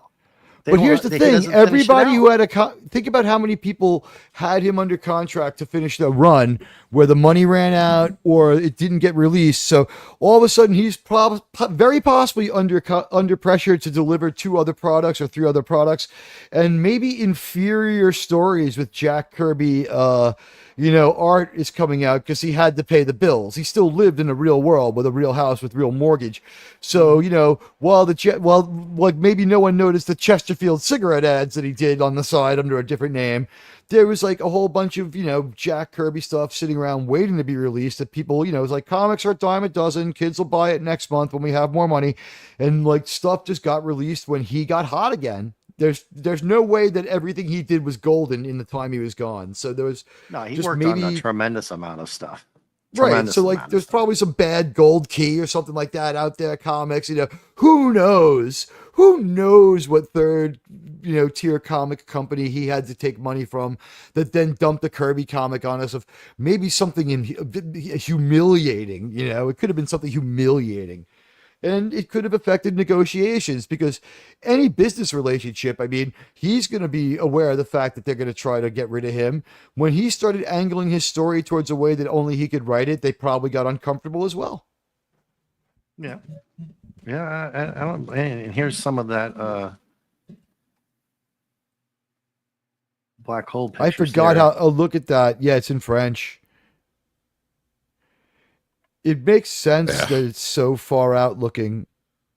That movie, the middle and the end are good, but it starts off weird because we just drop into it. We have no familiarity with these people and they don't character build them. It's just like they're from a place, they have weapons. These other people are from the same place and they want to know why they're not coming home. It's kind of 2010. It's got a little 2010 going on. It's definitely a weird. That's why Disney starts making Touchstone movies. That's why they come up with the touch. That's why Disney comes up with touch. That's why they come up with Touchstone Pictures. Something that they should use again. Honestly, if they wanted to save Fantastic Four, why not just release it as Fox again? Let it be Marvel Studios, but let it be Fox. This member berry where the Fantastic Four are crossing from their world into the MCU. That's I'm going to see tomorrow in Thunderbolts. Sounds fucking horrible. And I would point out that Joaquin A Latino secondhand Falcon is in this, and Paulie still hated the movie. Really? Yeah, Paulie still said they had a Latino hero, and Paulie still said that the movie seemed like ass. Well, he's not going to let that invalidate a movie that's shit, and then just say, "Well, I liked it because of the." Well, we won't bring up his Snow White review. Yeah, I was going to say. Yeah, did he like Snow Dave's White? trying to get struck by lightning. He loved it. He loved it. Yeah. There was an intervention to talk him down off his praise, and his concession was while the movie was he finally came down off of it. His last opinion of it was, while the movie was imperfect, the brilliance of Rachel Ziegler will one day get her an Academy Award, just you see. And everyone was like, so what's that mean? She gets her DEI Academy Award? Like Carla Baskoff, Gaston almost got one. Wasn't it true? Like Gal Gadot got a star on the Hollywood Walk of Fame before Carpenter did. You buy those. Those are offered to you, and you decide whether or not you want to buy them. Yeah, it's like $500,000. Jesus. Yeah. Come on. Yeah, I've got Inhumans here, buddy, that I don't like. To be honest with you, I tried to read it like twice. I'm not getting into it. I think I would be better off with New Gods. Forever People. And I think JT and I are looking into OMAC. Are we not? JT, we're trying. We're having. Yeah. But as you can see here, there's another comic brand he was doing work for. And by the way, if he only made like one issue of something, they dumped that too. It doesn't matter if there was no more. If you had a Jack Kirby product, you might have even had other people finishing it just to throw it out there, because you're gonna make money once he went back to Marvel. There was at least publicity within that world. Yeah, I mean, it could have been just the end of a contract. I don't know. What I do know is I gotta get up out of here. Yeah, JT's got to go. Let's do it. JT has to roll out, and I think you know how I feel about this one. The hilarity saved it, believe it or not, for me at the end. I think it was Tim said, just enjoy them, and it's like, oh, I'm enjoying them, but when it's common sense, if you literally say one thing about a character, the telepathy thing that pissed me off, because it's like you literally again said it in one page, the next page, he doesn't have it. Where he doesn't have it, he did have it. What? Don't remember. Yeah, 2 issues ago, he did have it. Right? And it's like, come on, man. That one was like, you can't even get that right. And so, yeah, what everybody else is saying here on the panel is that it's almost like they just didn't give an F at the end here. Let's just draw some crazy shit. Like I was talking about the two or three guys sitting around. You know what? I ain't got. Hey, man. Hey, Pop. Hey, Tom. Yeah, what's up, Bob? I got a fifth of a Canadian Mist, a couple of cigars. Let's just draw whatever the fuck we want. They don't care. This shit's over with next month anyway. Yeah. So they come up with a monster elephant thing that actually looked kind of scary with the claws and the wings. It was ridiculous, but it was funny. And that damn horn, that sound horn with the synthesizer. Oh my God! All you can do is laugh at that. All right. I mean, what else are you gonna do? It was so ridiculous. But that's how I felt. I was like, hey. So at the end, I was just kind of like, all right, I just had fun with it at the end, even though I was like, dude, done checking out. Right. Yeah. I mean, so pretty much. Dave, I give this an F. I think I've said enough. People knew it was going to get an F from me. It's a total F. Are you up for giving a grade? I don't grade, but it's not. No, I'm sticking with everything's the same at the extremes. This was so bad that I was entertained. It's a B. A B? This was entertainingly stupid. This is so fucking dumb.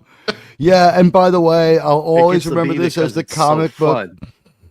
That, and because I'll always remember this as the comic book where I learned how people avoid telling a story in a comic book. I learned from this comic book. This was a good learning experience. That was probably, in all honesty, probably a D-. It came so close to being an F. I can see that from you. Yeah. Yeah. The cameos saved it. The cameos saved it because of the artwork of the Avengers, right? They had the classic school shit. I would have loved to have seen Falcon in his old school uniform. That would have been cool. But then you got Beast just hanging around. I don't know. They didn't want to OD on mansion.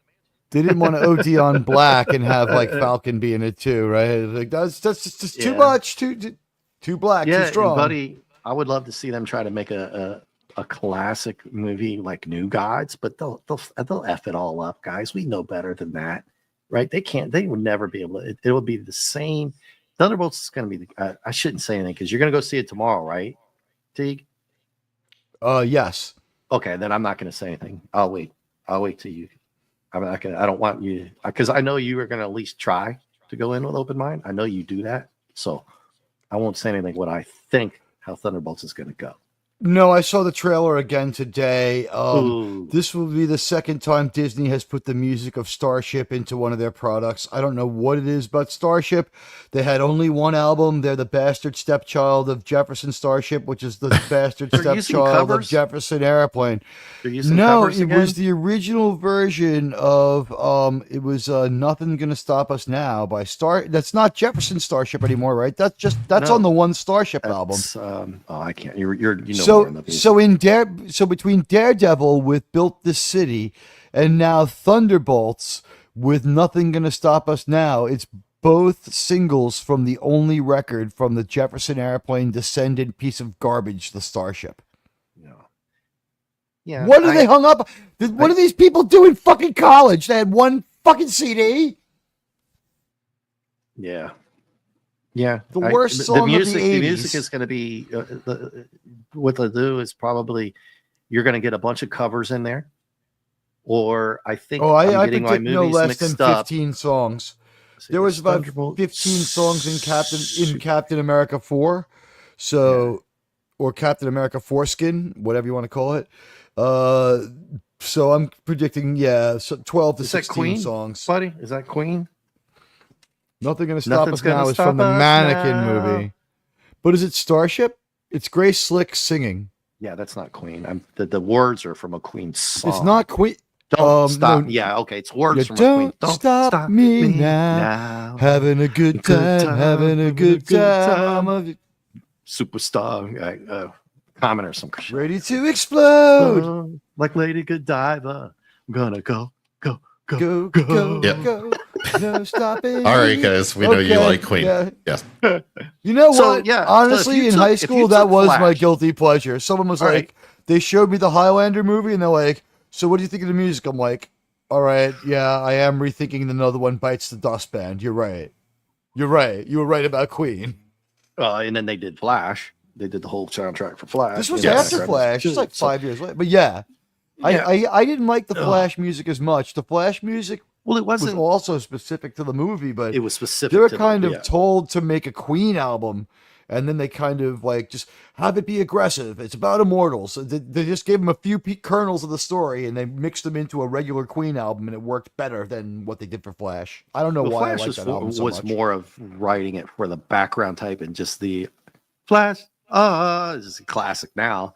Where the Highlander one is a movie. It's an album. Disco was the biggest form of music when they made Flash, and heavy metal was the biggest form of music when they made Highlander.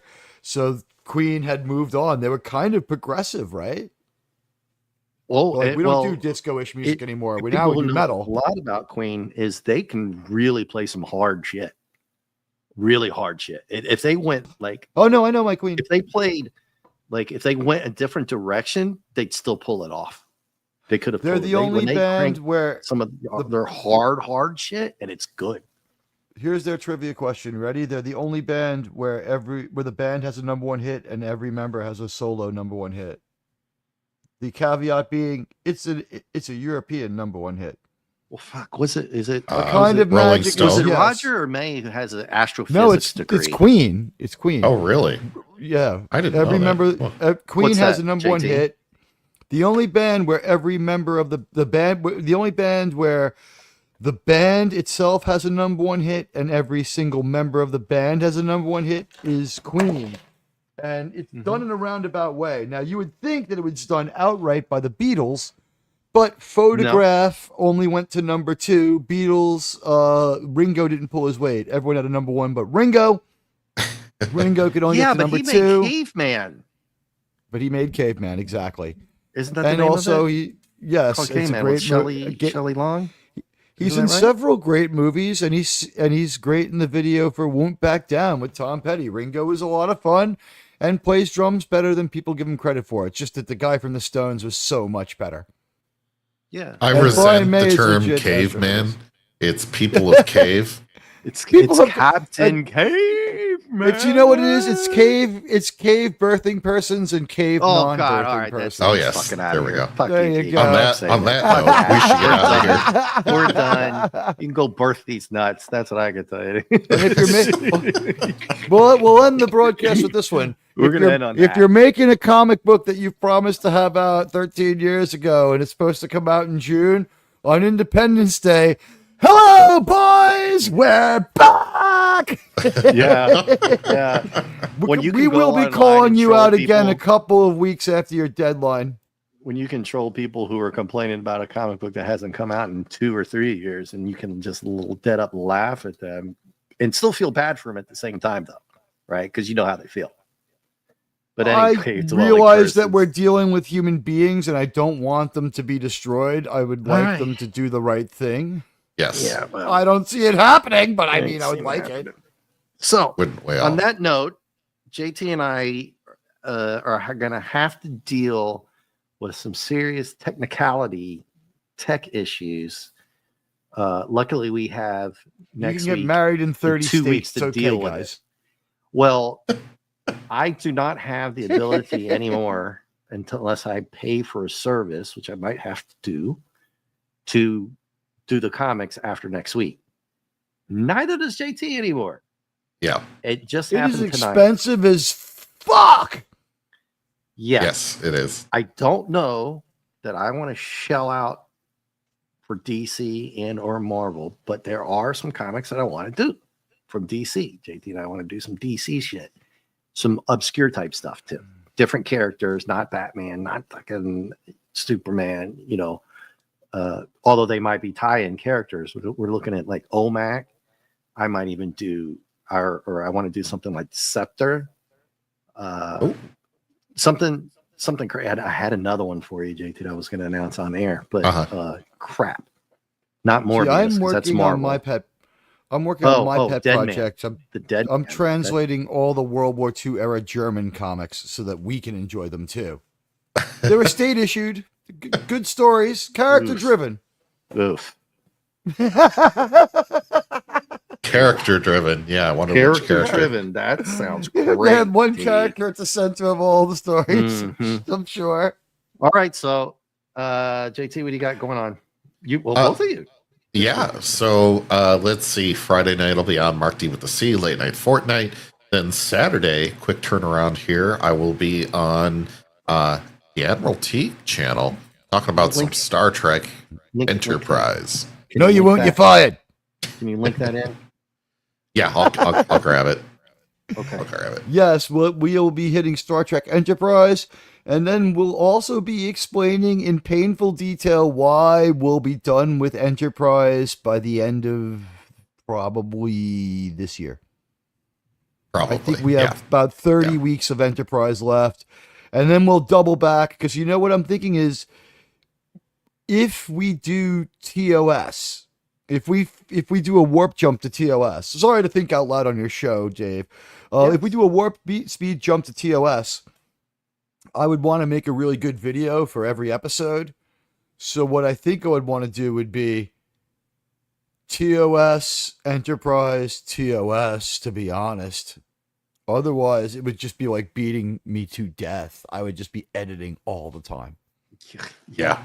Yeah. Probably. It's a thought if we want to go with uploads, because the uploads will grow the channel. And there's no need to be totally chronological. I don't know. I'm just trying to think this one over. But I do know this. Tune in on Saturday at 9:45 for what the show we call Deep Space 945. That's how you remember it. And we'll be watching an episode of Enterprise. We'll figure out which one. We really don't know. We're gonna jump, and we're not doing the fucking Xindi arc. We're not doing it. I'm not reliving 9/11. I'm not going through it. You guys have already heard me when we've just brushed on 9/11 in this show. And do people really need to hear me call for a nuclear strike on Afghanistan every goddamn week? I wanted it done. I do. I do, but no one else cares. No one else cares. I can justify it. Fuck them. Hey, Blowing up part of my city. but guess what? What? I'm doing The Burbs tomorrow night. Oh, cool. But Strange New Worlds is coming. You're doing what tomorrow night? You got what you got going on tomorrow night? Tomorrow night? Tomorrow night. Or are you doing the afternoon thing now? No, I'm doing 9:30. Oh, well, no. Teague's Intense Talk Show coincidentally never gets bot swarmed when it's on Tuesdays and Fridays from 3 to 5. Okay, there you go. Yeah, yeah. It has to be on. Well, you see, there are these people called communists, Dave, and they have rallies, Maydays, so to speak, where they say, Mayday, Mayday, I'm irrelevant, and I preach to an army of bots. And on their Maydays, they're too involved to attack and swarm my channel. And also, I started out in the afternoons. So when I went back to my old time, lo and behold, there were dozens and dozens of people who hadn't heard from me. And without ever announcing it or without ever publicizing it, I've been going on and blowing away major shows with names like Comic Relief Crusader with absolutely no preparation and careful preparation, but absolutely no publicity up front. And with all sorts of things done to keep them from fucking up my stream. And for some strange reason, when I'm on during Communist Belief Crowdsourcer's show, I never get bot swarmed. Amazing. It's weird coincidence. What was really funny weird, but how weird was it when his panel came and begged for their lives? In my chat. Oh my God. They came and they begged. Please don't make fun of us on social media. You're too mean. You space Trump. Please don't hurt us. Anyway, I'll be back. You haven't heard the last of me. I linked Dadman. I think it's still going on. Yeah, I think his channel, if you want to Dadman that Dave C sent you, and he's hanging out with Kooky Admiral Teague, who's doing space heroin. That's not his channel. That's the actual. You're gonna have to copy and paste that. That's the actual YouTube run. No, link. You're your own mod. It comes out as a link. Yeah, you did link it. Okay, that's right. On my own. Even when you do it from sperm yards. That song? Have you all heard that song about the guy, the old school country dude who does My Old Grandpa? Yep. Have you heard this shit, T? The guy talks about. No, but I mean, like cousin I said, my grandfather once shot a guy when we were going to get paper at the candy store because he fucking came at us with a knife, and we just kept walking. Yeah, it was New York in the 70s. Yeah, I'm talking. And he was just as sweet when we got to the candy store. The song, and you wind up as your own grandpa. Well, that sounds like a terrible accident with a time transporter and a condom. But it's funny as shit. Well, yeah. But I remember that show called Hee Haw. Isn't that Zaphod Beeblebrox's deal? He's his own grandfather? Gloom, despair, nagging on me. Deep, dark depression, excessive misery. If it weren't for bad luck, I'd have no luck at all. Gloom, despair, and agony on me. So, you don't remember that? No, I don't, but I just want to say, please have mercy on my soul tomorrow where I see a movie starring Florence Pugh, Louis Pullman, who I guess is Bill Pullman's son. Is he Bob from Maverick? I just want to know. He's a good actor, though. He's how many jokes the big Russian guy is going to tell? Geraldine Viswanathan as Mel, another woman with a man's name. She's got a really weird asymmetrical face. Then, we have David Harbour from Stranger Things. He will get cucked throughout this movie, is my guess. Then we have Wyatt U.S. Agent Russell. That should be fun because I liked that character. John Walker can do no wrong. I didn't think he did anything wrong in that movie. And Taskmaster, by the way, Taskmaster in the animated Batman and all that was a badass big dude. And a guy. Yeah, now it's going to be shipped over to something. Yeah, we have Olga Kurylenko, played by Antonia. Yeah, that dude. The Olga big Russian. What's his character name? Plays Antonio Dreykov. What's his character? Task manager. No, the Russian, the big Russian. Windows, guy. Like the task. The beard dude, the bearded Russian. Oh, guy. Clippy. What's his character? His name was Clippy. He was the head of the Black Widows. I can't remember his fucking name. Ray Winstead. Red something, I'm sure, right? His name was Ray Winstead. Oh. John Walker's in that. That's right, buddy. All right, thank you. John Walker's That's the my head guy. Captain America. It's also he's got some supposed to be loser that with guy. 2 first names called Sebastian Stan and some asshole with 2 last names called Harrison Ford. So I guess we're going to deal with him being on the raft. We're going to get to see a president of the United States in a prison jumpsuit in a jail cell again. That's the world that Marvel wants for you. Well, that was the revenge fantasy at the end of Captain America 4, guys, was that we got to see Harrison Ford as the president in jail after he turned into the Red Hulk. And he was in jail in a prison cell, in a prison jumpsuit with a black man gloating to him, telling him he was proud that he took accountability for his crimes. Right. Red Guardian. Interesting. Thank you, buddy. I knew it was Red something. Yeah, he's Red doesn't Guardian. Take a genius, but I knew it was Red. I thought it was We also, Red Ghost. you Red know what the Guardian. one good thing is about this movie that is got me excited for is that Daniel Bruhl returns as Zemo. That's my favorite character who's left in the Marvel pantheon at all. That's the only. That is my very favorite Marvel character and the only one I would hang out with in that world. All right. I might go with Deadpool, but who knows?